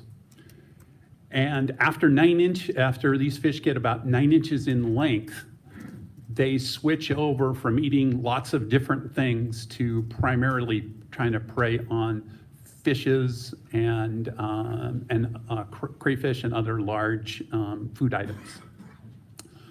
So in order to address this issue, predation was limited we took 2 management actions. One was a sport reward fishery for Northern Pike minnow, and the second is dam angling, where anglers from the Department of Fish and Wildlife actually removed Northern Pike minnow from the forebays and tail races of selected dams. So, as I said, the purpose of the program, or the objective of the program, was to increase juvenile survival by removing large predators in the Columbia and Snake River systems. And we had a goal of reducing the population annually by about 10%. And that was going to achieve a balance of salmon recovery and still protecting the population. This is a multi-level agency effort. Bonneville funds a lot of the work. Pacific States Marine Fisheries Commission administers the program and keeps track of the angling vouchers, or the sport reward portion. The Washington Department of Fish and Wildlife mans the sport check station, so they check in all the fish, and as the fish come in, they go ahead and account for those. And then lastly, Oregon Department of Fish and Wildlife does a biological assessment to make sure that we're meeting the goals of the program. So when we take a look at the pike minnow program, it started in 1991, and it's averaged about 150,000 fish are removed each year. And remember, one of the goals was to have a harvest rate or an exploitation rate of about 10% to 20% a year. And this graph on the right shows that we have successfully done that since the start of the program in '91. And in summary, we've reduced predation from this program by about 27% in 2017 compared to the baseline, which would be 1990. So it's been a successful program. Costs of the program are about $4.5 million a year, and a little bit under $2 million a year are paid to anglers for sport reward fishery. The rest of the program is to implement, the rest of the funds are to implement the program. And I just want to point out that this isn't the only predator removal program. The PUD is in Washington, so they operate in the area above, on the Columbia River, above the confluence of the Snake, also have a predator removal program for northern pike. Now I'm going to jump over to northern pike. Very much a different critter than northern pike minnow. They are average about 18 inches, and they can get up to almost 60 inches. They really look and behave like a freshwater barracuda. So if we go through and take a look, in Washington, they were illegally introduced from Montana into the Pend Oreille River, and then now they're in Lake Roosevelt. And to remind everyone, Lake Roosevelt is behind Grand Coulee Dam. The next dam down is Chief Joseph. If they get past that, then they are in the anadromous zone in the Columbia River. They're a serious threat to native fishes, and they may be a threat to, they're a serious threat to the native fish communities in the Pend Oreille, in Lake Roosevelt, and if they move downstream, they will be a serious threat to anadromous fishes. In 2012, the Kalispel tribe and WDFW began suppression efforts, and those have moved on to Lake Roosevelt. So first, I'll talk about suppression efforts in Box Canyon or the Pend Oreille River. So the population assessment showed us there were only about 400 pike in about 2006, but that exploded to over 5,000 pike by 2010. By the time we were able to get a program squared away in 2012, we did some planning. We had a goal of trying to suppress the pike population by 87%. We use a combination of anglers for harvesting fish, fishing derbies, and gill nets are the most effective tool that we have. And so we've removed over 17,000 pike from Box Canyon from 2012 to 2017. And we've met our target reduction goal. But it's going to be an ongoing issue for us. We have not figured out how to eradicate pike. What we're doing is suppressing them. They've moved down to Lake Roosevelt, down from Box Canyon. And one study on Lake Roosevelt showed that 76% of the fish that they consume were kokanee, rainbow trout, and whitefish. So they have some severe impacts on native fishes. Tribal and state managers have been actively suppressing pike since 2015, and there's many partners in this effort, including the state and the co-managers, BPA, the local public utility districts in the Upper Columbia, Northwest Planning Council, and the Park Service. So if we're going to be successful at dealing with predatory fishes, we need to have public involvement and outreach. We do this through a variety of methods, whether it's on the website, within fishing regulations, or through signage. And we've also gone ahead and expanded in Lake Roosevelt. We are also now awarding funds for the return of heads of northern pike in the reservoir. So we have a sport reward fishery for them there as well. So in summary, for predatory fish management, the altered Columbia River ecosystem, climate change, and illegal reductions are going to require continued predatory management efforts and actions. The second thing is that I've showed you that we think we've demonstrated a success story with a balance of preserving a native fish, northern pike minnow, and getting some benefits for juvenile salmon through the sport reward fishery. We've also demonstrated how a successful suppression effort in Box Canyon, but eradication is really not an option here, at least of right now. So we're going to require continued vigilance. The thing most managers are worried about is pike have gradually moved from Montana to Idaho. Now they're in the top of the Columbia River system and they're working their way down.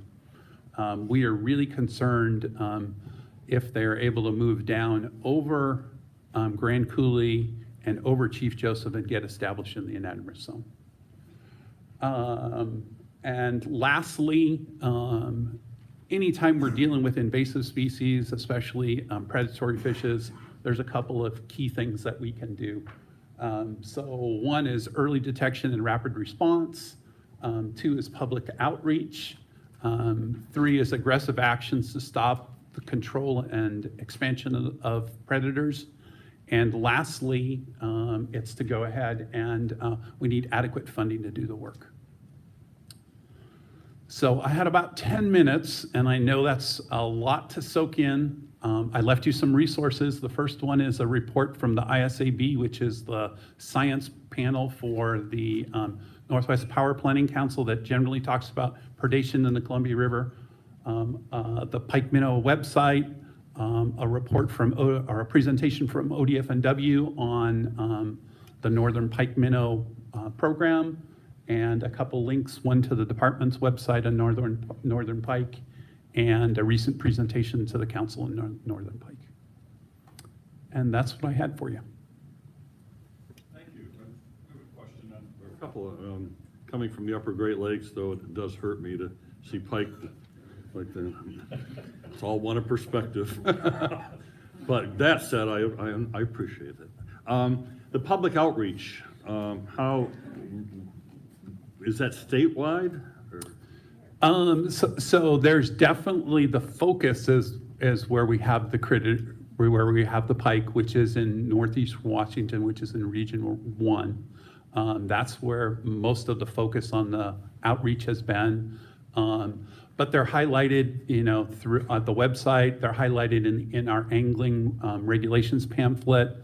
So we're trying to go ahead and get the word out as best we can. In the fishing derbies, I mean, pike are a good fighting fish, and it would be great for experience for a young person that, hook into a big pike, as I can attest to. So I don't know, maybe we can just talk later about that, because I think there could be some opportunities. That'd be great. I'd appreciate that. Okay. Yes. Mr. Grable. A lot of the outreach has been, that I'm aware of, has been the Colville tribe. They're the ones, I think BPA funds their angler reward program, and they do a good job of disseminating that information.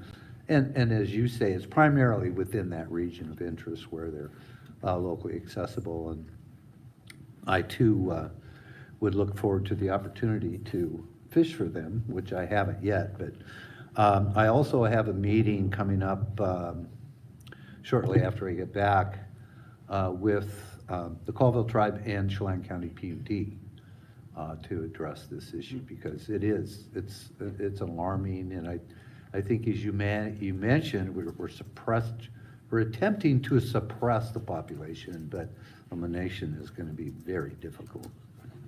Thank you very much, Dan, for a good treatment of that. Thank you, Commissioner. Chair Finley?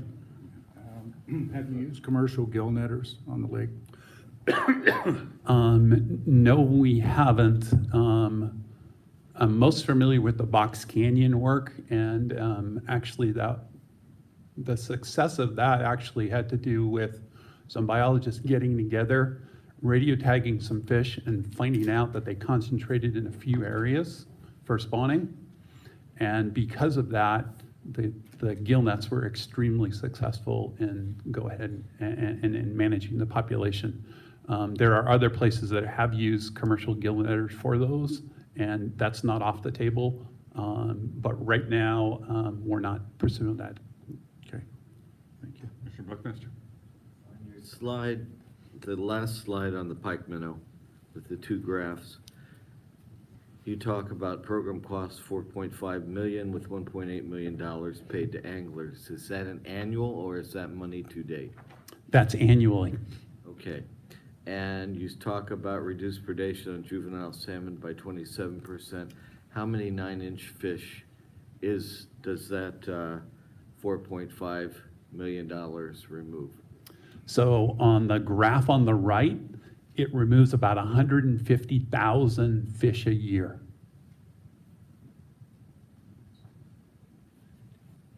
Got it. Thanks. Any other? Yeah, Commissioner Thornburg?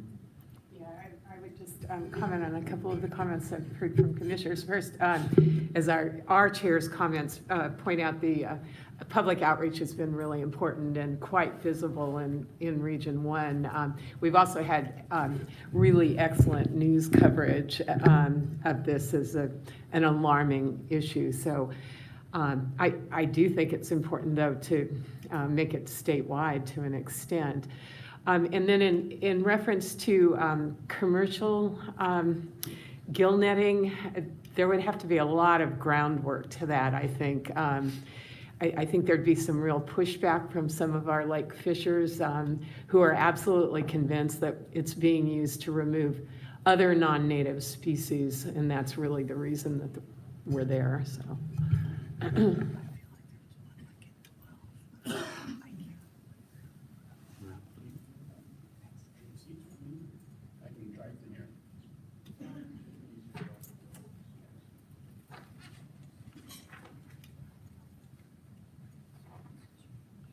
I think Commissioner Grable could get some good visibility out on, for a day pike fishing out there on.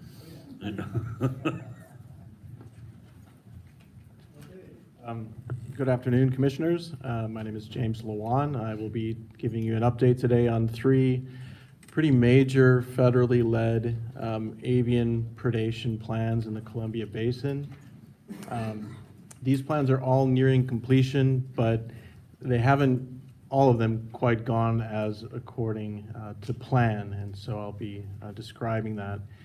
Just as a note, there's a considerable amount of nuance associated with all of these plans, and I'm going to be leaving that nuance out. I'm going to tell you basically a story behind that all these plans basically share in common, and any nuance can be, I can address that following the talk. So, all of the avian plans were initially conceived of to serve as mitigation for federal hydro system mortality to Endangered Species Act listed salmon. And so what you see here on the slide is a photo of Bonneville Dam and a Caspian tern. So they both contribute to system-wide mortality. The idea is if we reduce mortality on the avian side, we can partially compensate for some of the mortality that's happening at the dams.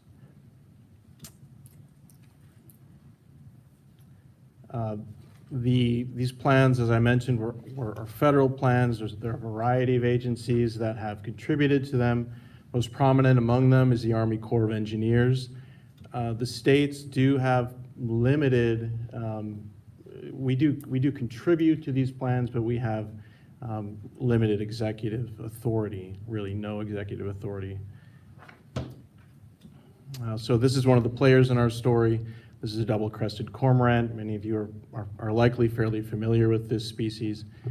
It has grown. It is a Pacific Northwest native. Populations have grown from radically over the last 40 years.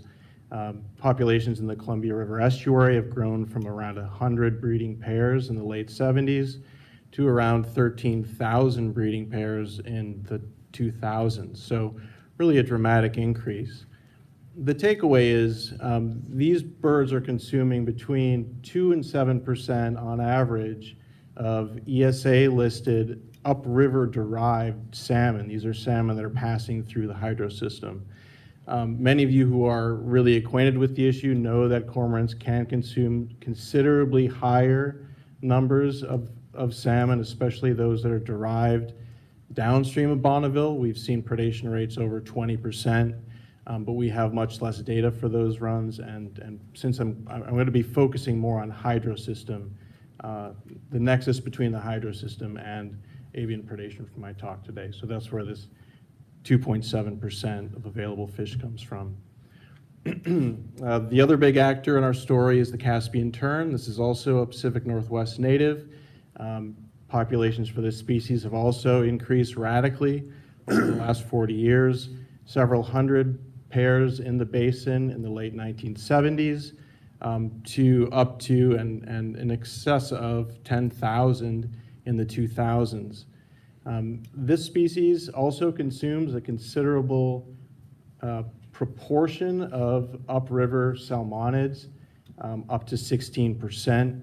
Steelhead in particular are very vulnerable to tern predation. So I'll leave it at that for now. The first plan that I'll talk about is probably the least well-known plan. It does involve Caspian terns. The idea was to address the two largest Caspian tern breeding colonies on the Columbia Plateau region of southeast Washington. You can see Kennewick on the map. The two colonies that I'm talking about are illustrated on the slide with white circles. The idea was preclude tern nesting at these colonies and the terns will leave the basin. Well, that isn't quite what happened. The terns many terns simply shifted their distribution elsewhere within the Columbia Plateau region. On the map, you can see the orange circle illustrates the Blaylock Islands. They're a series of islands administered by the Umatilla National Wildlife Refuge, and the refuge is not allowing tern management on those islands. So the terns that have managed to find those islands are basically home free to continue consuming upriver derived salmon. Now, despite this change in distribution within the plateau, there have been measurable benefits. Upriver steelhead in particular have seen pretty measurable increases in survival rates, or decreases in mortality rates, I should say.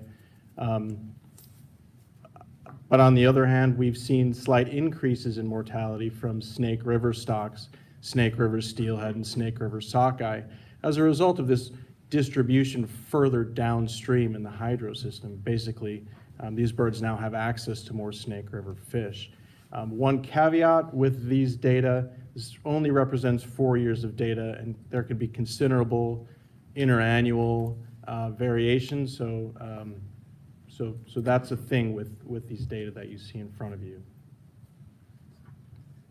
The second management plan is probably a bit more familiar to many of you. It is the Caspian tern management plan for the Columbia River estuary on East Sand Island. East Sand Island formerly supported about 10,000 breeding pairs of Caspian terns. The idea behind this plan was to reduce the amount of available breeding habitat on the island and thus reduce the number of terns. Well, from 2008 to the present actually, the colony size has been reduced from 6 acres to 1 acre, and we've seen a pretty considerable reduction in the number of breeding Caspian terns using that island, and associated with that, really a sizable gain in survival, and we should be proud of that. However, predation rates and the number of terns still present there are in excess of the target for this plan. Currently, the current plan does not allow for any additional reductions of the colony size here, and so we're kind of stuck because the plan has written into it, this colony shall not be less than 1 acre. It didn't address number of birds, it addressed acreage of habitat. So this one, while there were gains, didn't quite turn out exactly as expected. And possibly the best known of the 3 plans, and also likely the most controversial, was the double-crested cormorant management plan for the Columbia River estuary. The idea here was to reduce the amount of breeding habitat on East Sand Island, the major breeding colony in the estuary, and by doing so, reduce the overall number of cormorants and the overall number of the overall amount of cormorant predation in the estuary. Well, as you can see from the photo in the slide, and for those in the audience who can't quite see as well, this is a picture of the Astoria-Megler Bridge, and all those bumps you see on it are hundreds of cormorants. The size of the breeding colony on the Astoria-Megler Bridge has quadrupled over the last 4 years, overlapping with the period that the Army Corps of Engineers in this case has been managing on East Sand Island. It's now expected that the bridge could support up to 3,500 breeding pairs of cormorants, and that's very problematic because the Astoria Megler Bridge is farther upstream from East Sand Island, and we have evidence indicates that these birds will, per capita, per cormorant, consume considerably more salmon than cormorants using East Sand Island. We estimate about twice as many at least. And so when we add together the number of cormorants we expect will remain on East Sand Island post-plan with the number of cormorants using the Astoria Megler Bridge, as well as a few other colony sites, right now it doesn't seem that there will be any benefits to this plan at all. And there is a possibility that predation rates could actually be a little bit worse. As far as management of birds on the bridge goes, the Army Corps of Engineers, who is the lead federal agency for this project, is now, they maintain that they have no authority to manage those cormorants, and so basically this plan is at an impasse. And our commission has heard me say this, and you probably have as well, but again, going back to the upper Great Lakes, where cormorants came in a large, from nothing to rafts of thousands out in front. But they've been managed very successfully in the last decade, or last 5 years, really. Oiling of the eggs, plus number 6 shot. Sure. And now, I mean, when I'm back visiting family, I'll see 1 or 2 lonely ones flying around. But there, the perch population, which is the target one there, as well as smolts too for salmon up there, has rebounded. So when you say that the Army Corps says they can't do it, there is precedent for that being done, and it's Fish and Wildlife that's doing it in the upper Great Lakes. Mr. Chair, that the Army Corps, when they're saying they have no authority statutorily to address the cormorant issue on the bridge, there is. We know quite well what could be done to address the issue. It's simply that as an agency, their position is they have no federal authority to do anything about it. Have they consulted with Interior Fish and Wildlife on that? Yeah, Mr. Chair, the U.S. Fish and Wildlife Service has been intimately involved with this plan. I did mean to mention that this plan was controversial because it included quite a bit of culling of cormorants, of adult cormorants, as well as nest take. Eggs were oiled. And the reason that was done was to prevent dispersal from happening. Things didn't go quite according to plan, but the sticking point for the cormorants using the bridge is not so much that we can't or we don't know how. It's how to say it. No one is. The horns of this bull are not being grabbed, and they probably ought to be. Unique way of saying it, but I understand. Yeah. Thank you. And this, just for the final slide as a wrap up. So these 3 avian plans are very close to being finished yet, and we really have seen some measurable gains for 2 of these plans. However, we haven't seen the ultimate biological targets for any of these plans being met, and that does have hydrosystem implications. These plans were initially thought of to address hydrosystem mortality, so we need to consider that.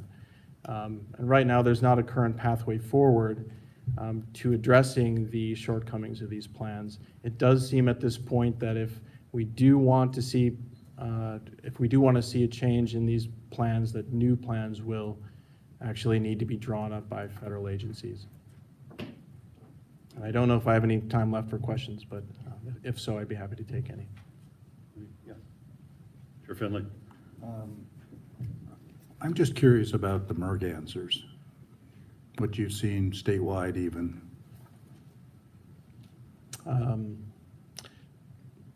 Mr. Chair, the mergansers do consume a considerable I mean, from a bioenergetic standpoint, basically looking at how many calories a merganser needs to keep going and to breed.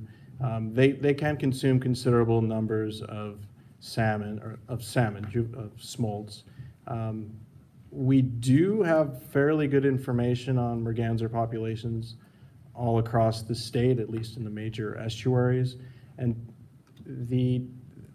depending on the drainage you're in, there are more, there are fewer, but generally speaking, we're a bit more concerned with cormorants because they're consuming fish that have already made it to the estuary, and so the mortality that they affect on fish is more likely to translate into effects on adult runs than effects of mergansers on younger fish. Thanks. Yeah, Commissioner Baker. Understanding this is a meeting primarily centered on Columbia River, but I live on Puget Sound, and there are a whole bunch more cormorants than there used to be in the Sound. Are we looking at that as well, or do we have any plans and processes to reduce the number on the Sound?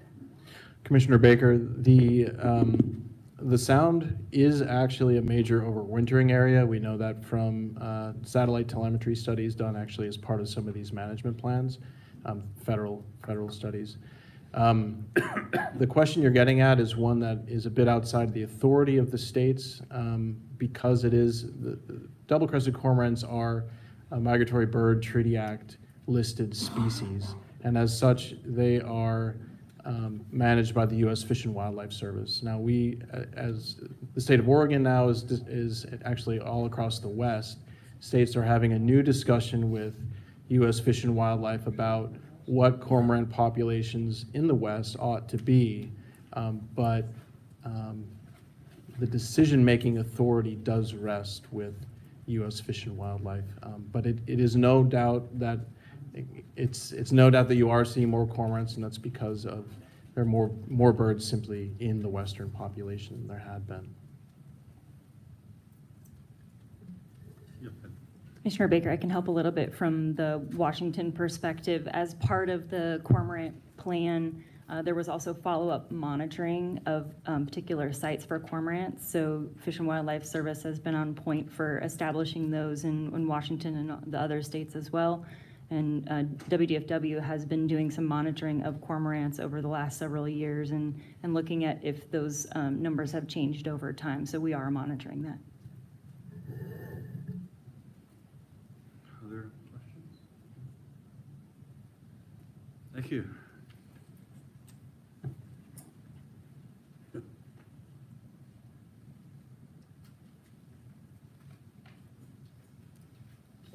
Shifting over to pinniped predation at Bonneville to start.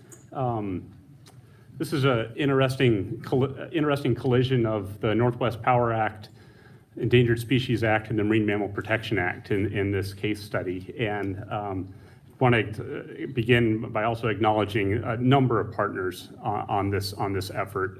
Both states of Washington and Oregon, Idaho's engaged, the Columbia River Intertribal Fish Commission, the Army Corps of Engineers, NIMS, as well as U.S. Department of Agriculture all have staff and resources invested in helping to mitigate this challenge.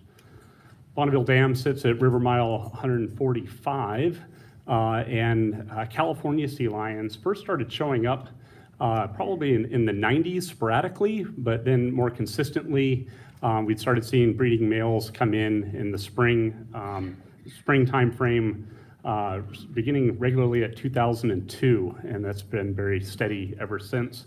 Stellar sea lions started to show up around 2003, and again, their prevalence has also increased here more recently. Initially, we worked really hard on a variety of non-lethal measures. Physical barriers of keeping sea lions out of the fishways work pretty well, but almost all of the other deterrents don't. In particular, we've tried everything from acoustic deterrents, hazing, as well as just trying to relocate animals, only to find that within a handful of days, they swim back. We applied, the states received a letter of authorization for, under Section 120 of the Marine Mammal Protection Act, originally back in 2008, and then it was extended in 2012 and again in 2016. The removal criteria that's identified both in terms of the Marine Mammal Protection Act as well as in our permit is that each California sea lion must be individually identifiable. So this requires a catch and release effort. We have to catch the animal, brand the animal, and then release it. Once it's marked, then we have to observe that animal that's been hanging out at Bonneville Dam for at least 5 days. We need to observe that that sea lion has actually consumed a salmon, and that we have to document that that sea lion has been subjected to hazing.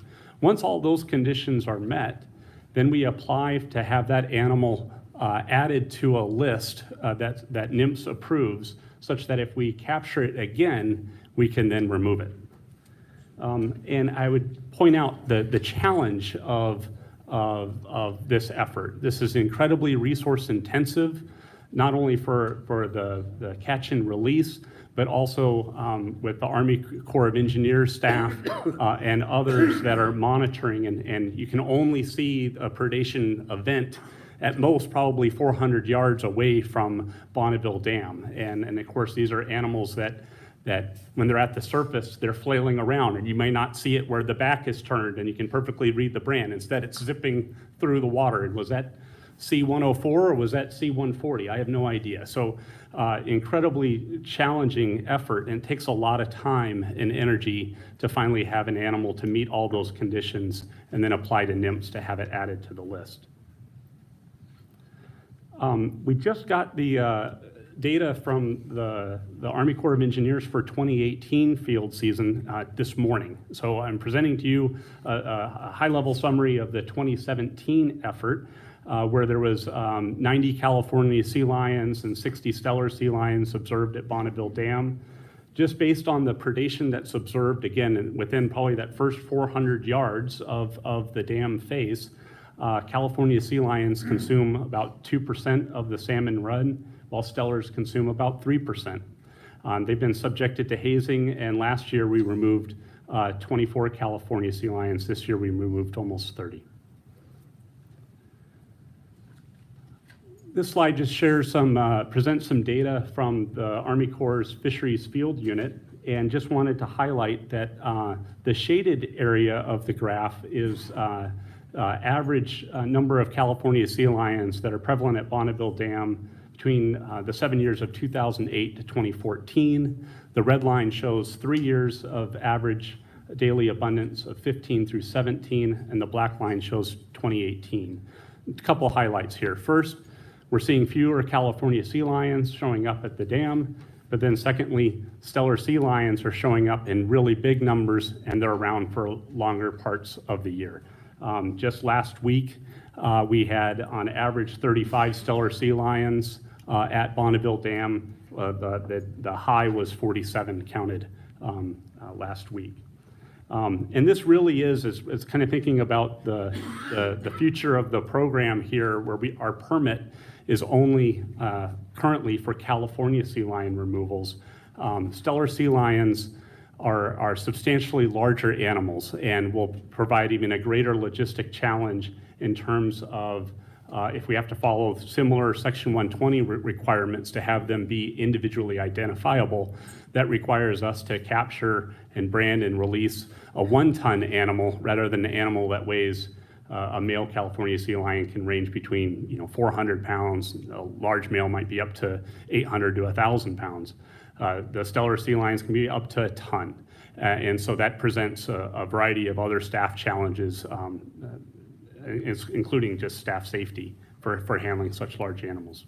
It can be done, and we're hoping to do some tests and some additional feasibility of being able to consistently begin trapping and branding Steller sea lions this fall, and do a pilot effort there, knowing that we want to have more Steller sea lions branded and marked, such that we'd be able to potentially in the future apply for another Section 120 permit to address this growing problem. Since we were first received the letter of authorization in 2008, we've removed 200 California sea lions. There's, in addition to the euthanized of 196 animals, we've had a few animals die during the capture event. Oh, and we've placed some animals into aquaria. In March, the co-managers submitted a letter to the National Marine Fisheries Service asking for a few items relative to this program. One was to expeditiously review Oregon Department of Fish and Wildlife Section 120 application that Dr. Clements is going to talk about here shortly. And we also asked that NMFS adopt some of the recommendations from the Pinniped Task Force. This is a group that's assembled per the Marine Mammal Protection Act to provide oversight and guidance to NMFS as they regulate this removal program. One edit that the task force recommended was to modify one of the criteria. Instead of having to be individually identifiable that the sea lion eats the salmon and has been observed in the area, just change that to an or. That would allow us to be a lot more efficient, as well as we've asked that they reduce the observation days from 5 to 3. So shifting a little bit from Bonneville Dam and just talking about some other efforts that we have underway in Washington, there was a couple papers that were published that I wanted to highlight for you. One was a Chasco paper that came out in 2017. And that paper indicated that across kind of the eastern North Pacific and Salish Sea, that for harbor seals, that the estimated consumption rate by harbor seals of salmonids is twice as much as killer whales and 6 times as much as the combined harvest of commercial and recreational fishers. Another publication that came out this year by Nelson indicated that the density of harbor seals is negatively associated with Chinook production, wild Chinook production. They also looked at the amount of hatchery releases and found that that was not a correlation and a link. So this really prompted, pinnipeds really came up in a big way in a variety of different policy arenas. The Southern Resident Killer Whale Task Force, assembled by Governor Inslee. It's come up in terms of the Pacific Salmon Treaty negotiations, and it's come up in the Puget Sound Chinook Harvest Management Plan. This is the take permit that the co-managers, the Northwest Indian Treaty Tribes, and Washington Department of Fish and Wildlife need to be able to have an ESA take permit for fisheries in Puget Sound. It's a 10-year plan. We submitted a draft in December of last year. NMFS had determined it was insufficient. As we went back to the drawing board, one of the items that the Washington Fish and Wildlife Commission said for us to do was look at what we can do to improve salmon habitat restoration, look what we can do for conservation hatcheries, and what else can we do for pinniped predation. So that launched an effort that we've been doing for the past 7 or 8 months, and really trying to take some of the data from the Chasco paper and drill it down to pinniped management units and understanding what's going on at a more localized level that we think that we can try to influence from a management perspective. So we're pulling together more recent population estimates for harbor seals, California sea lions, and stellar sea lions. We're organizing that data into these smaller areas. Where we have regionally specific pinniped diet data, we're incorporating that into the model. A lot of the diet and bioenergetics information may come from a study that was, kind of outside the mouth of the Fraser River. Well, there's going to be a lot more salmon that are going to be consumed there than, for instance, in South Puget Sound. And where we have that data, let's plug it in, because we recognize the scrutiny of any type of management program that'll be underway and want to have use that localized information when it's available. We're also pulling together information and working with tribes to collect their smolt data and adult data so that we have that available in those smaller areas, and then be able to essentially assess the impact of consumption by pinnipeds compared to other factors, and ultimately be able to estimate the number of removals that may be needed to actually increase marine survival and recruitment in those certain geographic areas. And then that information will then really inform the next step, which is what are our administrative options and some of the socio-political considerations. Just want to take you down a quick stroll under the Marine Mammal Protection Act. And I would highlight just the name. It's not the Marine Mammal Management Act. It's not the Marine Mammal Conservation Act. It's the Marine Mammal Protection Act. And the authors in 1972 did an incredible job making sure that marine mammals were protected and considering the populations that were imperiled and the controversy around the dolphin fishery and the status of great whales, status of pinniped populations. It was probably the right call at the time. But there is not much flexibility within the Marine Mammal Protection Act. There are 3 ways that you can actually conduct removals. I'll start at the bottom, which was Section 120, and that's the permit that I just described for at Bonneville, and all of its associated limitations. When you think about those requirements of having animals being individually identifiable, like for you to imagine what that would look like if you were to apply that in Puget Sound or the Washington Outer Coast, and how we don't have that perch of Bonneville Dam to actually watch the predation events and understand what marked animals are eating what and for how long, and then apply for those animals to be on a permit. Another management option is to request return of management authority back to the states.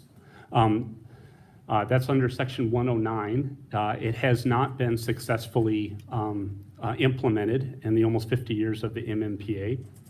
It has a couple other challenges, is that the marine mammal population or stock needs to be at an optimum sustainable population size.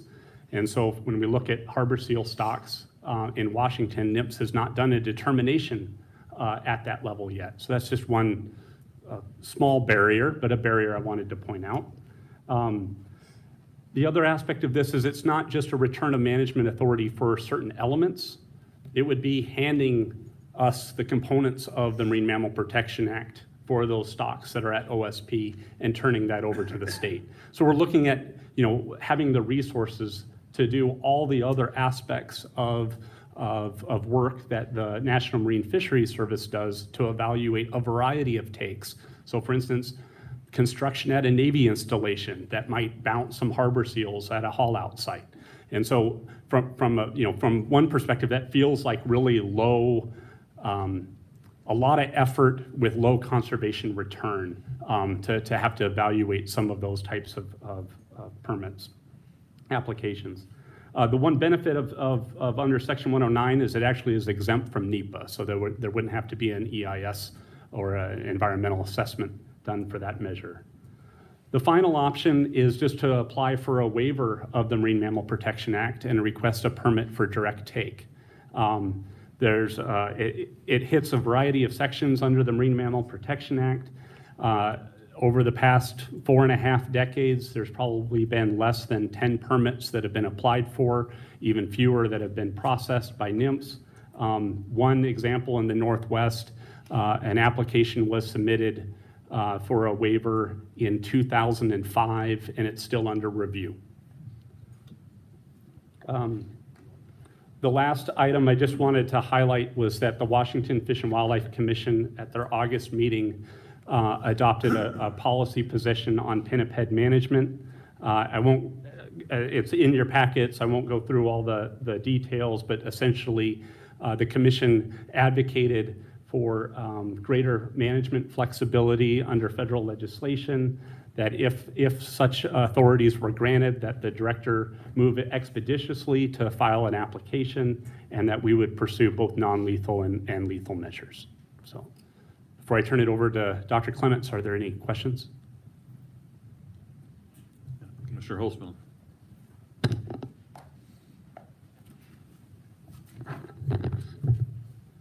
What's the status of the Jamie Herrera Butler's bill? And if it's still in play, what does that call for? Yeah, Mr. Chairman, Commissioner Holzmiller, I know that's a topic that Dr. Clements is going to talk about here in just shortly. So Okay. if I can, I'll just defer to him. Oh, that's fine. Walk through the latest. Yes, Commissioner Grable.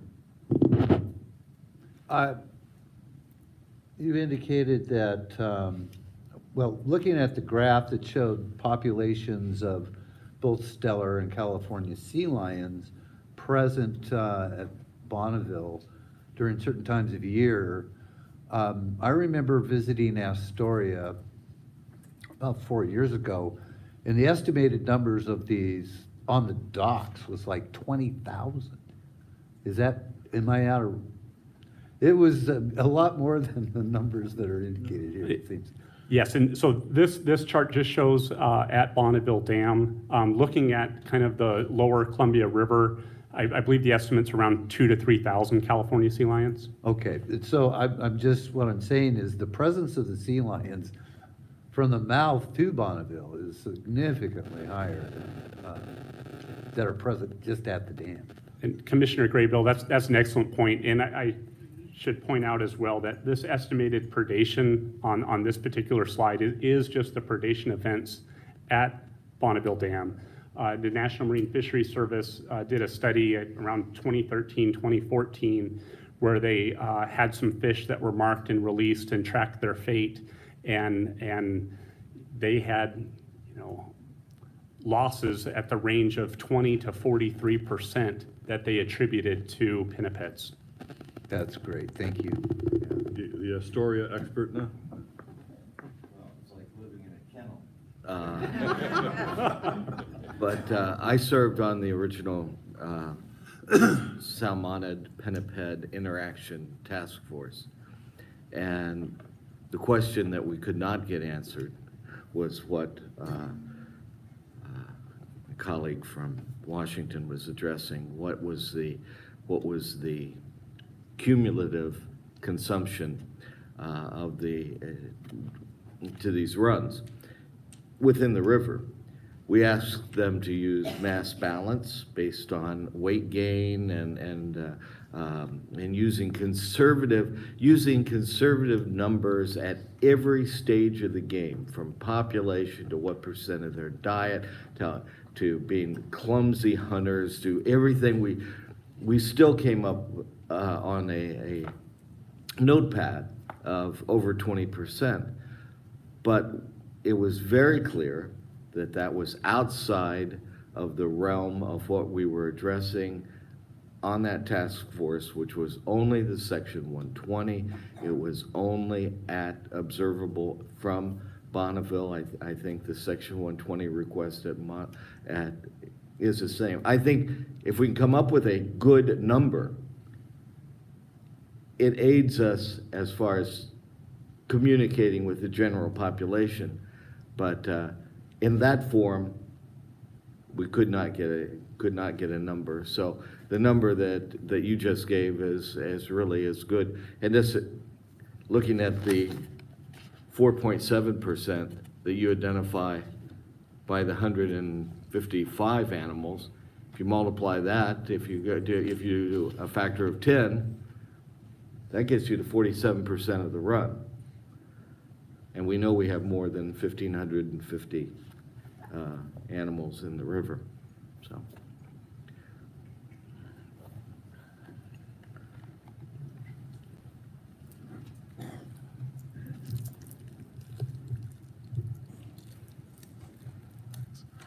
Commissioners, I'm going to be talking about 3 topics today. One, just to give you an update on what's happening at Willamette Falls. 2, to talk about the federal legislation that you were just talking about, and where we are with that. It's kind of noisy here.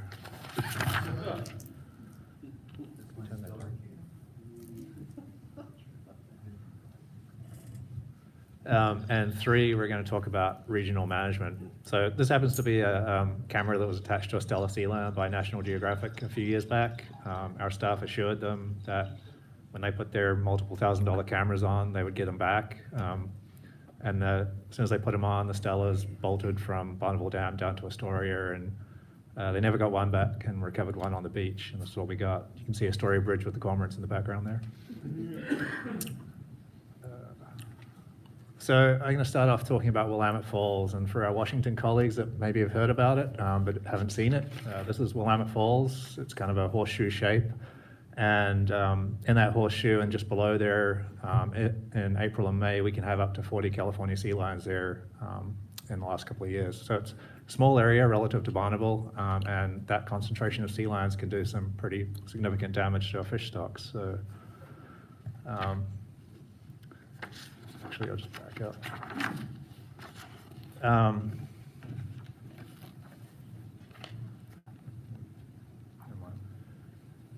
So a couple of things to point out here. We do have 3 fish ladders at Willamette Falls, 3 entrances where the fish can get through. The ones in the or 2 of them are in the horseshoe area, and one's in just below the powerhouse where PGE on the left side of the picture there has a hydro facility. And so fish tend to delay here. They've always delayed naturally, but they also delay just to find the entrances and get through. And this obviously provides more opportunity for the sea lions to prey on them, and they do that fairly effectively. In terms of what we're seeing there, in the late 90s, early 2000s, we had very low numbers of sea lions, and when our folks looked at what they were preying on, it was in the low hundreds of fish, so it wasn't really a concern. Obviously, given what happened at Ballard Locks and what happened at Bonneville, we were concerned that this was going to increase at the time, but as you've heard from Nate, there really is no opportunity at that point to do any kind of management, so you just have to wait, essentially.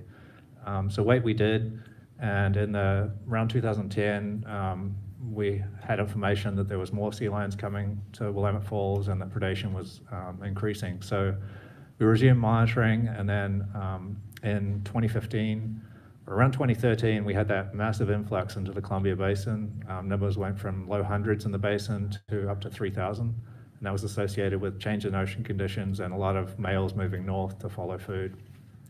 And with that big increase in the population in Astoria, you get a certain percentage of these animals that move upriver, and it's about 7% of the ones in Astoria will move upriver. So around 2013-14, we had increase in numbers both at Bonneville and at Willamette Falls. This, the number in red shows a single day maximum number of individuals we have at the falls. So on a given day in 2017, we had up to 40 California sea lions there. We think the population at the falls is somewhere between 50 and 100 individuals total, but because a lot of these animals are unmarked, it's tough to know for sure. In the background there, you can see in the gray just what's happening to the steelhead run. It was in the close to 20,000s in the early 2000s, and since then it's been steadily downhill. The last 2 years we've had the lowest runs on record, 512 fish in 2017, and somewhere between 1,000 and 1,500 in the last year, 2018. So that population is in dire straits. These are the predation rates that we've been observing at the falls for the last 5 years now. Just added 2018, they just came out. Steelhead are in red, and spring Chinook are in blue. These are both wild stocks. For the last 2 years, predation on winter steelhead at the falls has been over 20%. It was 25 in 2017 and 22 this last year, which is, again, this is within a small area close to Willamette Falls, probably about less than a mile. Obviously, as you pointed out, there's predation going on downstream, but within the small area, we're losing a quarter of our returning spawners. Spring Chinook, it's lower, and it doesn't get as much attention because it's lower, but it's still significantly higher than what we see at Bonneville, 7 to 9% of our spring Chinook stock. And the other thing that's important to note here is that they're preying on the early returning spring Chinook, which is probably our healthiest stock at Mackenzie, and probably also the fish that are most resilient to climate change because they're coming earlier. Dr. Matt Falsey in Corvallis used some of this predation data and some of our stock assessment data to run some PVAs for spring Chinook and steelhead. You might have seen some of these numbers in the press. For winter steelhead, we're looking at a probability of extinction for any one of the 3 stocks of close to 89%. So if we do nothing, predation kind of continues at the level that it's been at the last couple of years. If we can manage that predation down to 0, then our probability of extinction for those populations goes down to 6%. So it's probably the single biggest factor explaining extinction risk for that stock at the moment, or it is the single biggest factor. The extinction risk obviously varies across the populations. I think it runs from like 20% in the Malala to 60-something% in the Santiams. Spring Chinook, these numbers came, Dr. Fauci again ran these, and these came out just recently. The risk of extinction with sea lions at present, this is just for the Mackenzie stock, runs somewhere between 30 and 45%, depending on which model you choose. If we can eliminate that predation, the extinction risk drops to 20 to 30%, and it's just naturally higher extinction risk because of their access to the spawning habitat above the dams is blocked. So both of these stocks are at high risk of extinction. The California sea lions are having a measurable and significant effect that irrespective of everything else that's going on out there. This was a video of a Steller sea lion at the falls. You can see him kind of over towards the right, the kind of blondish male there, and then in the foreground there's a California sea lion. So that's about a 1-ton Steller sea lion at the falls and a 600-pound California that looks kind of like a puppy dog next to it. Right now we've got 10 California sea lions at the falls and about 2 Steller sea lions. Again, this is earlier, more animals than we've seen in the past. But this just kind of illustrates the challenge that our folks are going to have trying to remove these animals. And it also illustrates one of the other things that's going on in the Willamette is we've had a major shift in the last year or two towards Steller sea lions, similar to what we saw at Bonneville, where they're displacing the Californias. We had last year hundreds of reports of Steller sea lions in the lower Willamette preying on sturgeon. We had the highest number of Steller sea lions at Willamette Falls itself, up to 10 on one day. And they, in some cases, are displacing the Californias. And again, we are considering applying for a permit at Bonneville to remove Steller sea lions. In the Willamette, as the legislation is currently written, there is no pathway to remove Stellers because they're preying on sturgeon and not salmon steelhead. So they have free reign currently in the Willamette. So this is kind of goes to the emerging issues. We've obviously talked about Willamette Falls and Bonneville. We've also seen California's move into the Sandy and Clackamas systems. On the Oregon side, folks on the Washington side are seeing them in the Cowlitz, Lewis, Malokum, Kalama, and some other systems. We don't want those systems to go the same way as Willamette. We want to be proactive in these places. And then in the lower Willamette, we're just seeing, as I said, this kind of emerging problem with Steller sea lions. So at Willamette Falls, you heard we applied for a permit under Section 120 last year. NOAA ran a task force this August, and the recommendation of the task force was essentially along the lines of what we asked for, which is minimal conditions on our permit, recognizing the problems that we've had at Bonneville, recognizing the behaviors and the lessons learned. We don't obviously know what conditions NOAA will place on the permit, but that was the recommendation for the task force. We expect to get a permit, or we expect to get a decision in a few weeks here.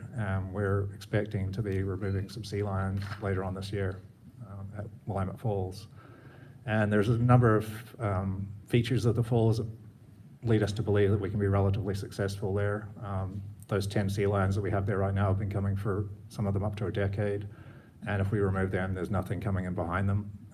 So we think we can be fairly effective at eliminating that predation, at least on the steelhead. And then moving into April, we'll have to see how successful we are with spring Chinook. But good reason to believe that our staff can be successful there.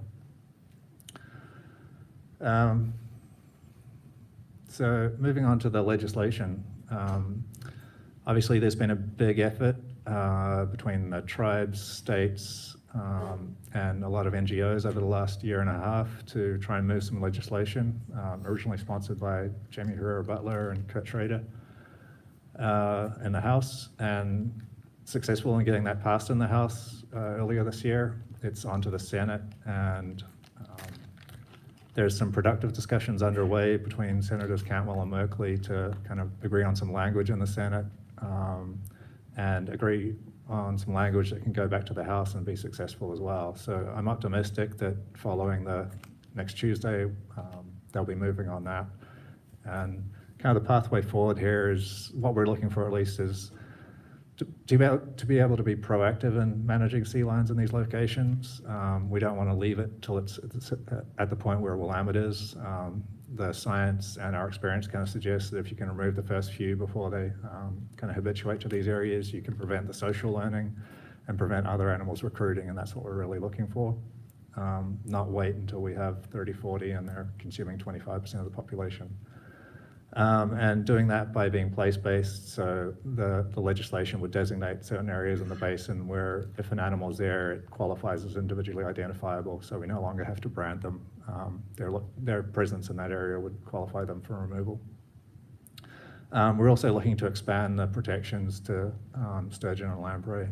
Sturgeon obviously are a big concern.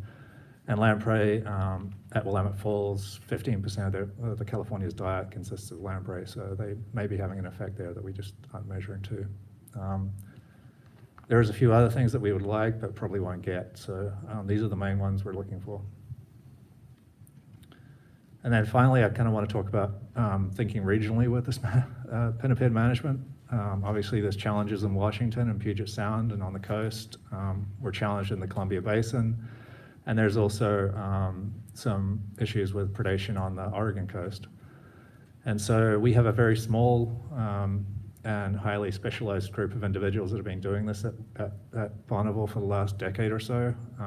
There's maybe 3 or 4 people on the Oregon side and 1 or 2 people on the Washington side that have been around for 20, 30 years doing this, and they're swiftly retiring.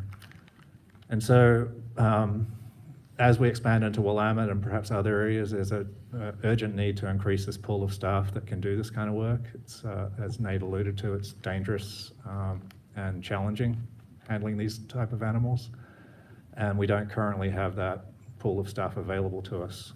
So there's a need to grow that relatively quickly. There's also a need to expand the cooperation that's currently occurring at Bonneville to include the tribes more, as they're allowed to legislatively, and then kind of work together across the region and share resources. So we're working on that. There's been a group formed between the states, the tribes, the federal agencies to try and get us to the point of regional management, but there's still some ways to go on that. For our side of the fence, Oregon Department of Fish and Wildlife submitted a policy option package to increase our staffing. So I think we asked for 4 to 6 new positions that could implement removals at Willamette, Bonneville, and Clackamas Sandy. That's gone to the governor, and hopefully that's approved in her budget and goes to the legislature, and we should know next year. So that's really all I wanted to talk about. If you have any questions about any of the stuff going on. Thank you. Yes, Commissioner McIsaac.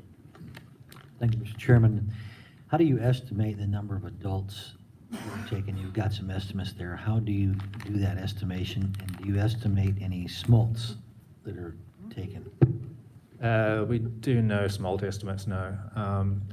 For the adult takes, so we have observers at the falls, 2 observers that are there from January through June. And they basically move around in a stratified manner, looking at predation events, and then they try and assign it to, first, is it steelhead or chinook, and then is it hatchery or wild. If they can do that, which is difficult in itself. And then if they can't do that, we have another method where we use the window count in the fish ladder. So all the fish that go through there are counted and assigned to a run, hatchery, wild, or steelhead or chinook. And based on the proportion of fish that are passing, that predation event is assigned probabilistically to one of those runs. So that's how we get the estimate. And you presume you see all predation events? No. So those 2 staff rotate around the falls in a stratified manner, and so we expand based on the time that they spend observing there to the times that they're not there, and expand it that way. Let me rephrase that. Do you think there are any underwater predation events that your observers are not seeing in their stratified observations? Not on adult salmon steelhead. Our marine mammal folks tell us that when they take an adult salmon steelhead, they have to come to the surface to eat it. They may be consuming smolt under the surface that we're not seeing, and they have done some scat analysis to look at that as well. Mr. Thorburn? I have a question about one of the slides. It's the graph that shows the comparison of the steelhead population with the sea lions. It's entitled Sea Lion Numbers Increasing. Yeah, that one. So I know it's not a real long period, not quite 20 years, but it appears that steelhead were on the decline fairly considerably before there were many sea lions. So does that imply that there were other issues contributing? Predator control becomes so much more important when you're dealing with these small disappearing populations. Were there other issues contributing to decline of steelhead in the Willamette system, and have those issues been dealt with? Because it seems to be an important question with this kind of touchy subject. Yeah, and this graph isn't meant to imply causation here. It's just kind of overlaying one over the other. Certainly there are other issues associated with the decline of steelhead and spring chinook. They were listed in late 90s because of other factors. There was no California sea lions around at the time they were listed. And those factors were all the standard ones you can list. And, you know, we're, both the states and the federal agencies and others are working to address those. There's been significant hatchery reform, harvest reform, habitat, a lot of action on habitat. There's ongoing actions on hydro. There's still plenty of work to do there, but this is kind of the final nail in the coffin. And you know, the other thing we had here is in 2015 we had that really bad drought, bad ocean conditions following that, so that run got really hammered. And then on top of that, we had 25% predation of those returning adults. So that's why we had 500 fish last year, or 2 years ago. So there are other factors, but if we can't deal with this one, then all the actions we're going to take elsewhere are not going to benefit the fish because they won't be around. Thank you. Cheers.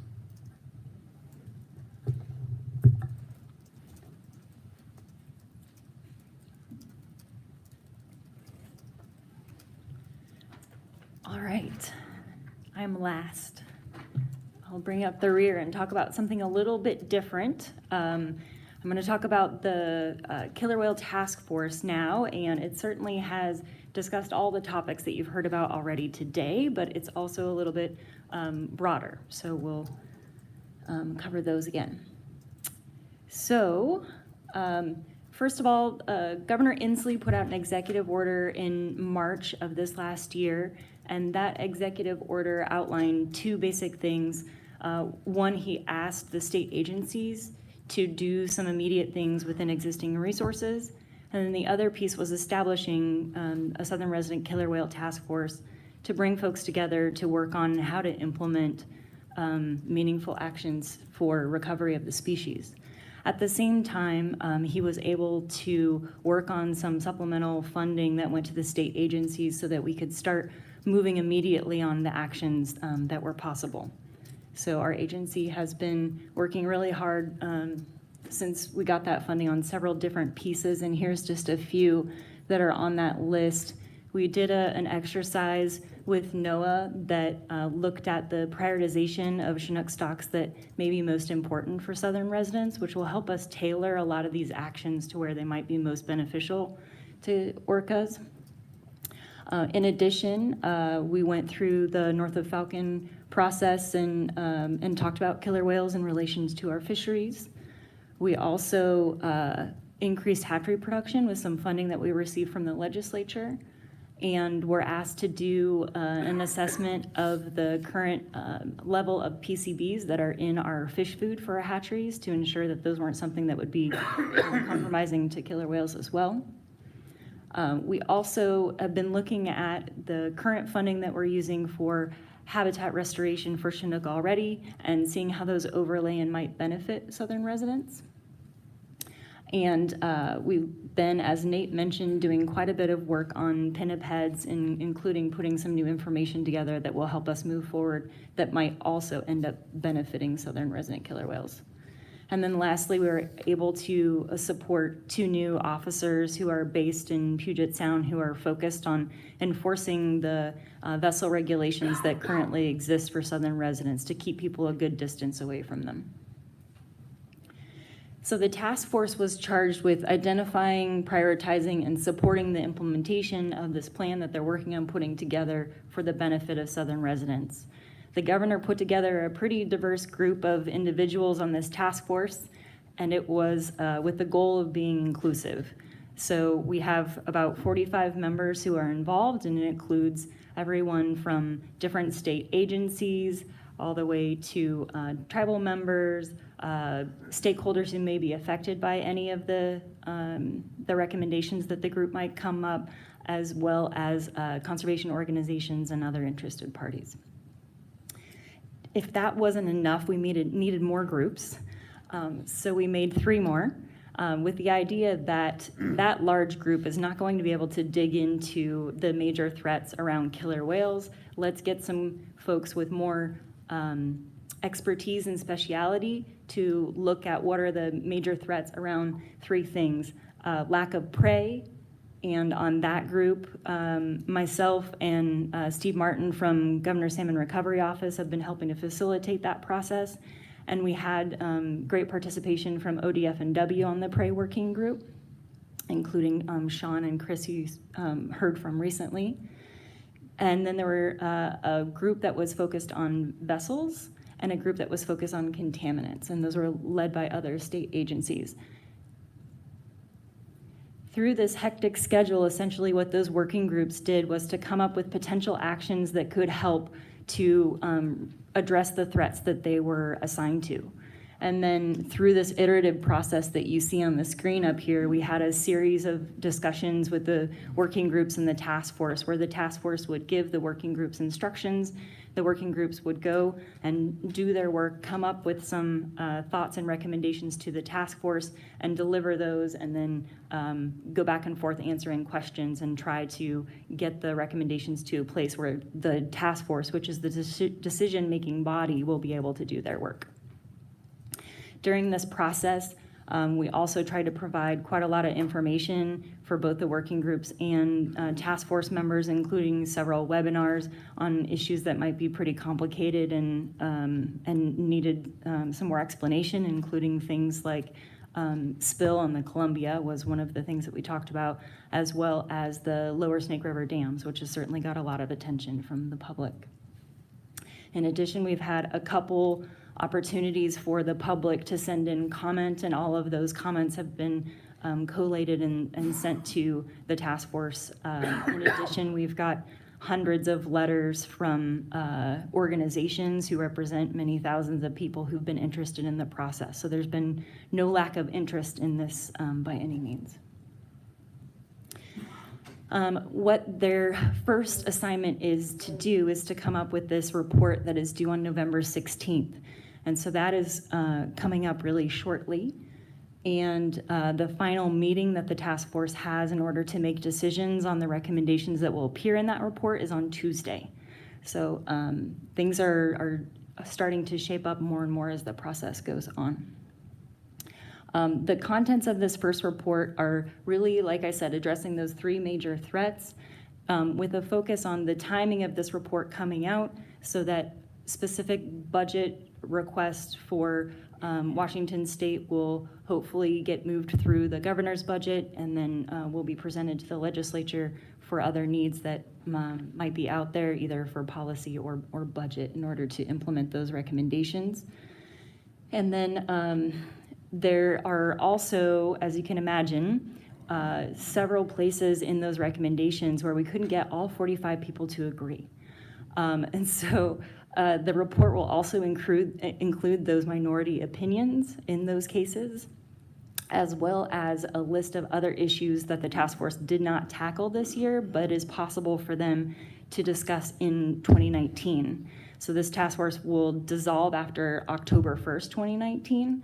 So after this first report goes out, there's plenty of time for them to work on other issues they haven't already gotten to, as well as to follow up on the implementation of the recommendations that are going to appear in this first November 16th report.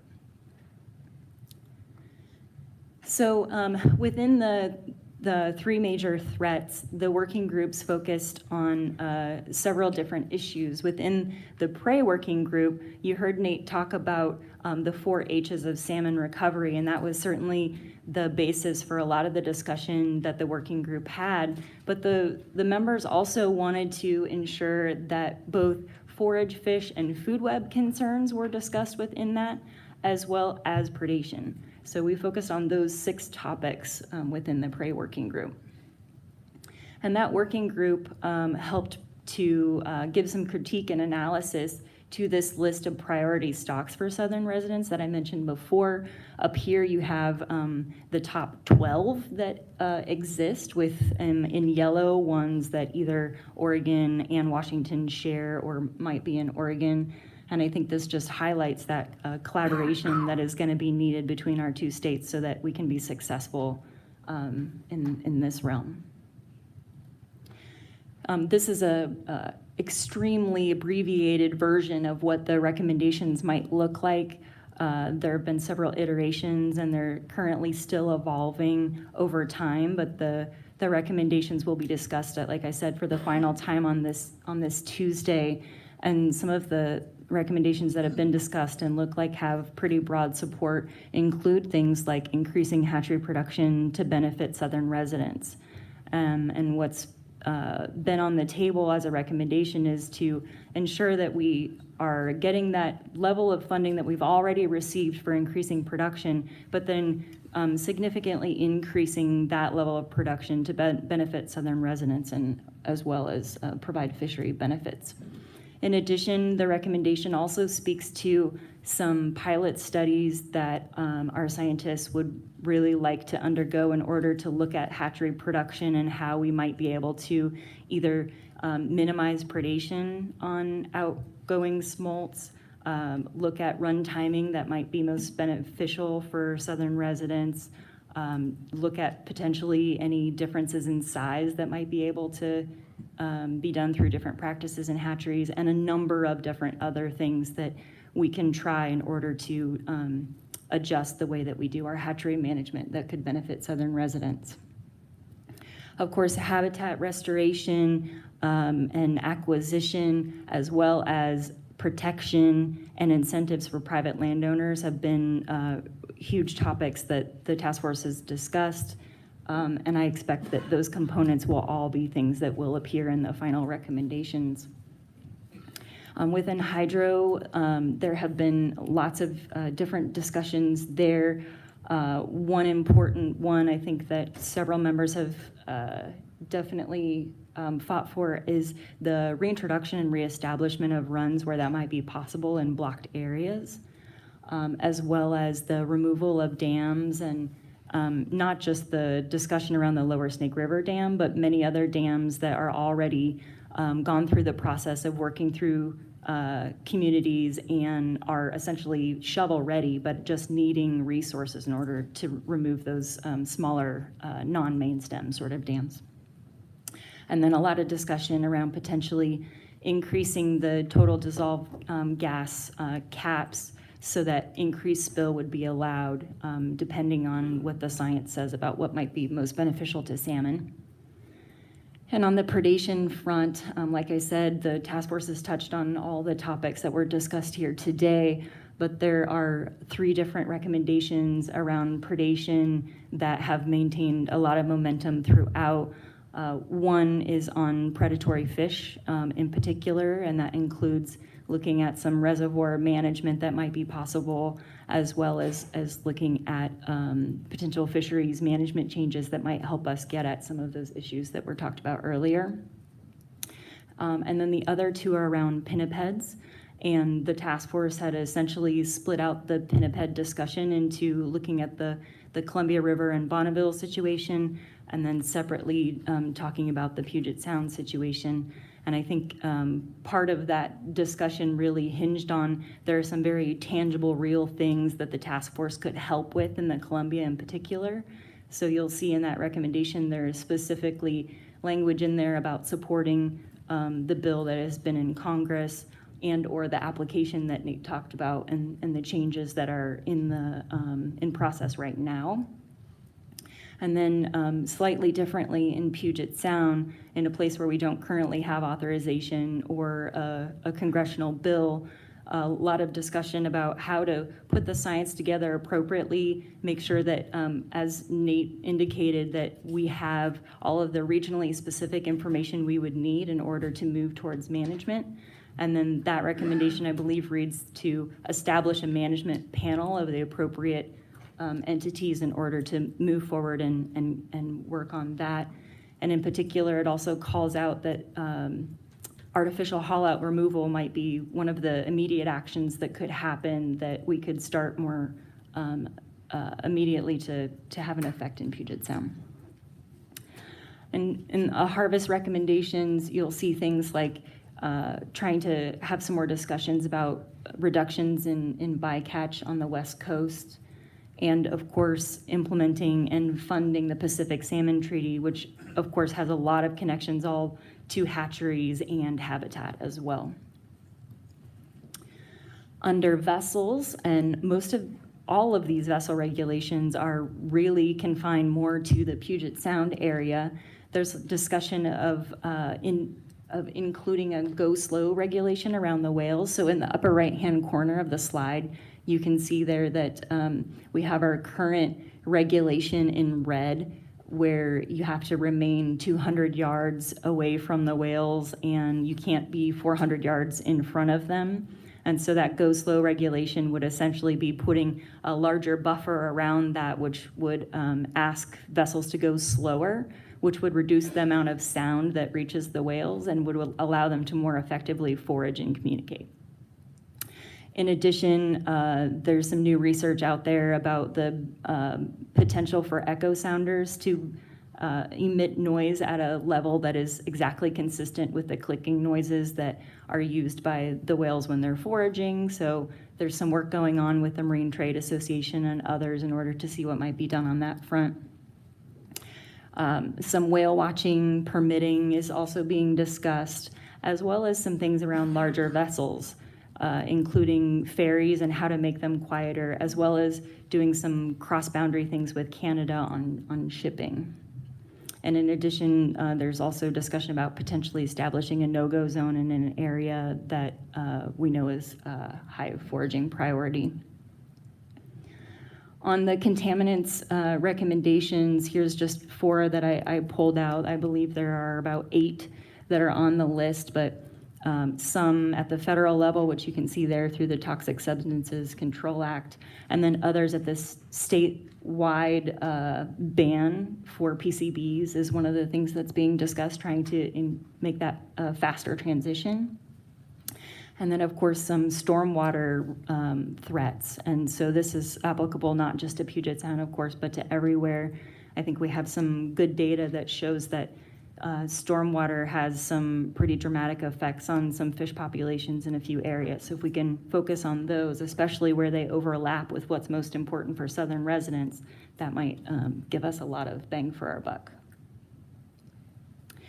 So as I said, the next steps includes the meeting that's going to happen on the 6th, and that's in Puyallup at the State Fairgrounds.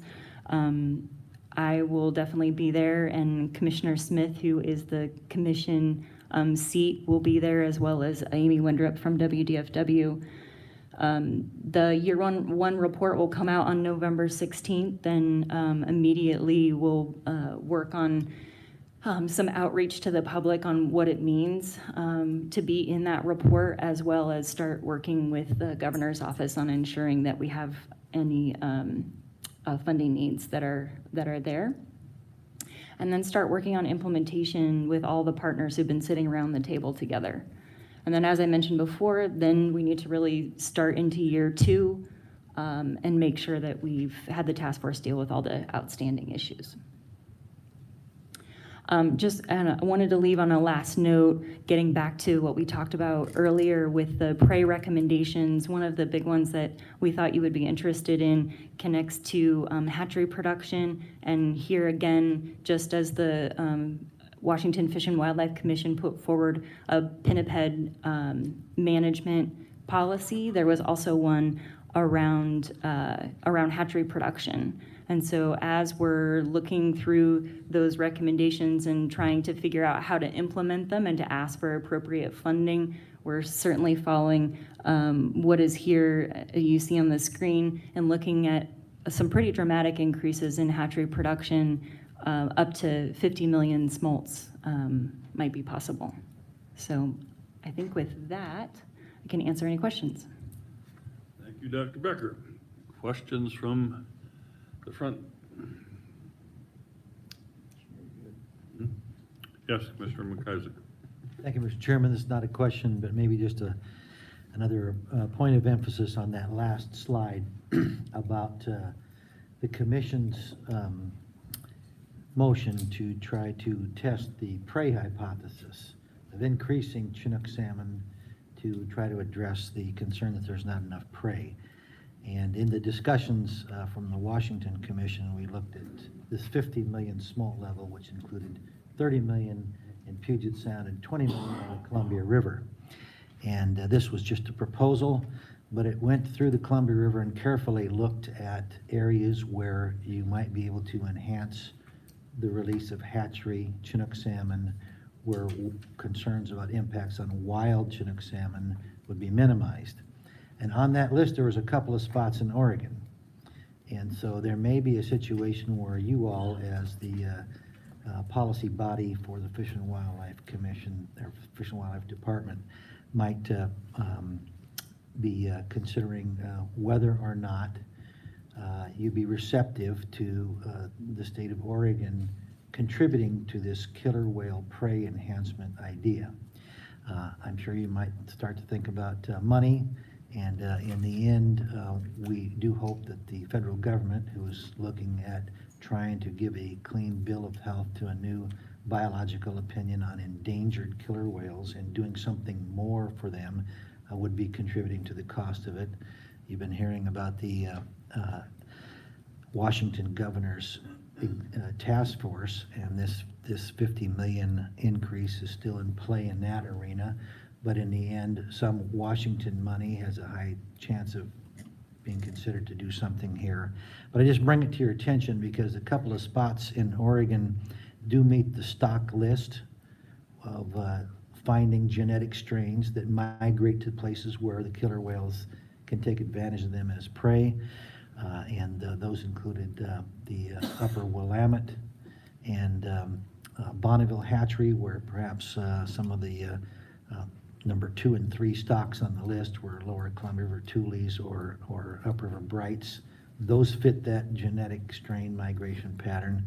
There's also some innovative thinking going on now about some spots in the Snake River that might again come to your table for a question of whether you would endorse getting involved in increased hatchery production to help benefit the killer whales.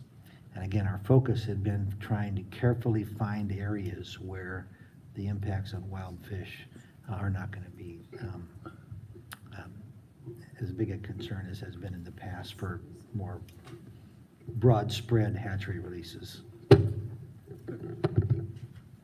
Yes, Commissioner Baker. In Washington, the governor's budgets will come out in about 6 weeks. And the final report is due in November 16th. I think we are all feeling the pressure of having no time. We're out of time on this issue if we're going to do anything. And I believe one of the tasks of the task force is to stage these responses so that we can start soon, and it'll be an ongoing effort many, many years into the future. So how is the task force interacting with the governor on, for instance, just as an example, the hatchery increases that we voted out unanimously? And do we expect some portion of that, at least the places where there is ability to start upping production right away, are we pushing for that from the task force perspective? As Commissioner Baker, that is definitely on all of our mind about having very little time between when the report comes out and when the governor's budget comes out. We certainly haven't been waiting this whole time just for the final decision. We've had a lot of indications of where these recommendations are going, and we have certainly policy direction from our own agency as it is. So in addition to the decision packages that the agency's already put in, we've been anticipating that there would be additional killer whale needs.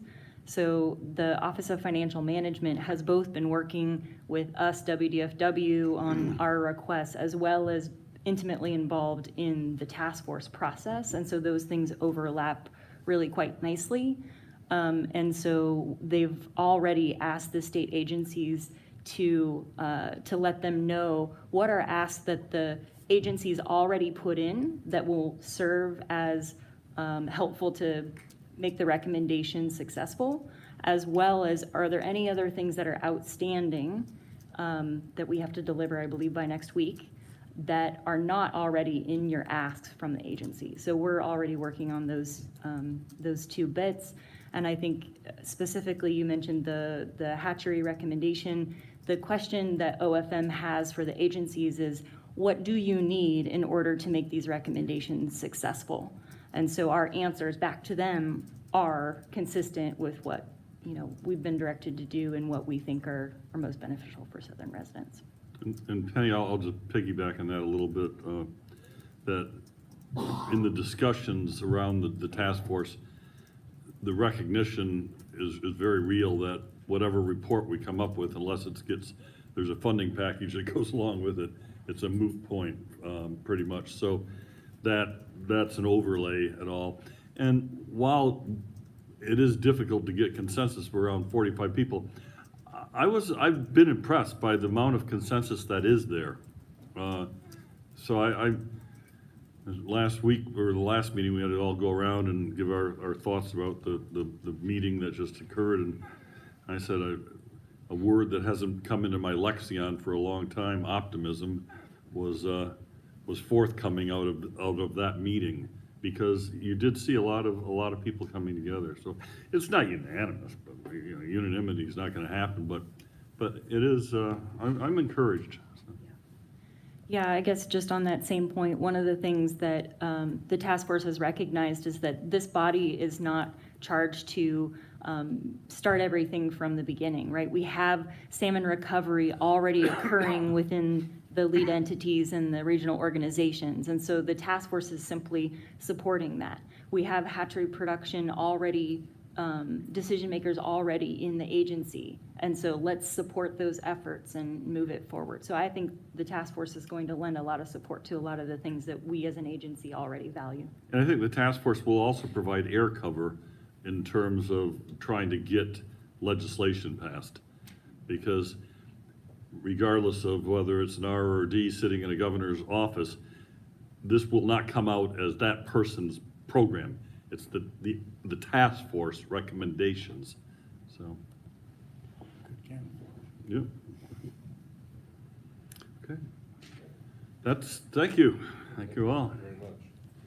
That was very informative. One last just a quick question. No, I had to, again, going on the east side of the Mississippi again, and not to put anything else on this table, but do the words parasitic sea lamprey or Asian carp enter into any conversations yet? No? Green crabs. Okay. Yeah. Yeah. We don't need any of I those. know, I just, well, you know, it depends on where you're looking, because it's just like chronic wasting disease, you know, it's, thank you all. One second. We're gonna have any closing statements? I'll let Commissioner Carpenter kick it off. And I'll be very brief. I thought today's exchange and engagement with our counterparts from Oregon was very good, very good. I thought the ideas and questions brought forward by the Oregon Commission and my colleagues on the Washington Commission, I thought were some new and healthy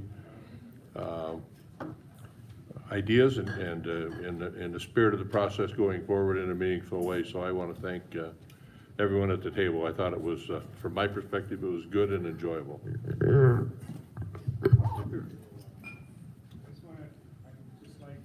This on? Yeah. I just want to express appreciation to the staff for all the preparation for Oregon and Washington to help this meeting to go smoothly.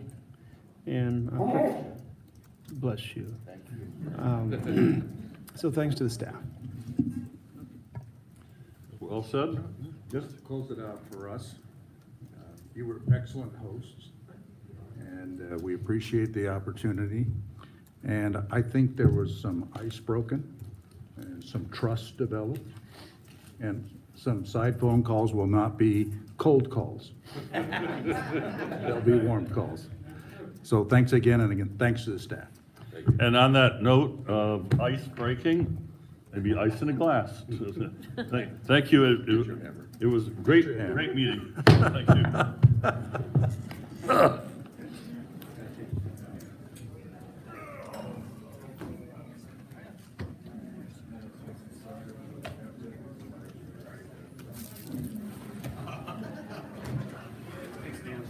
Hey, Michelle.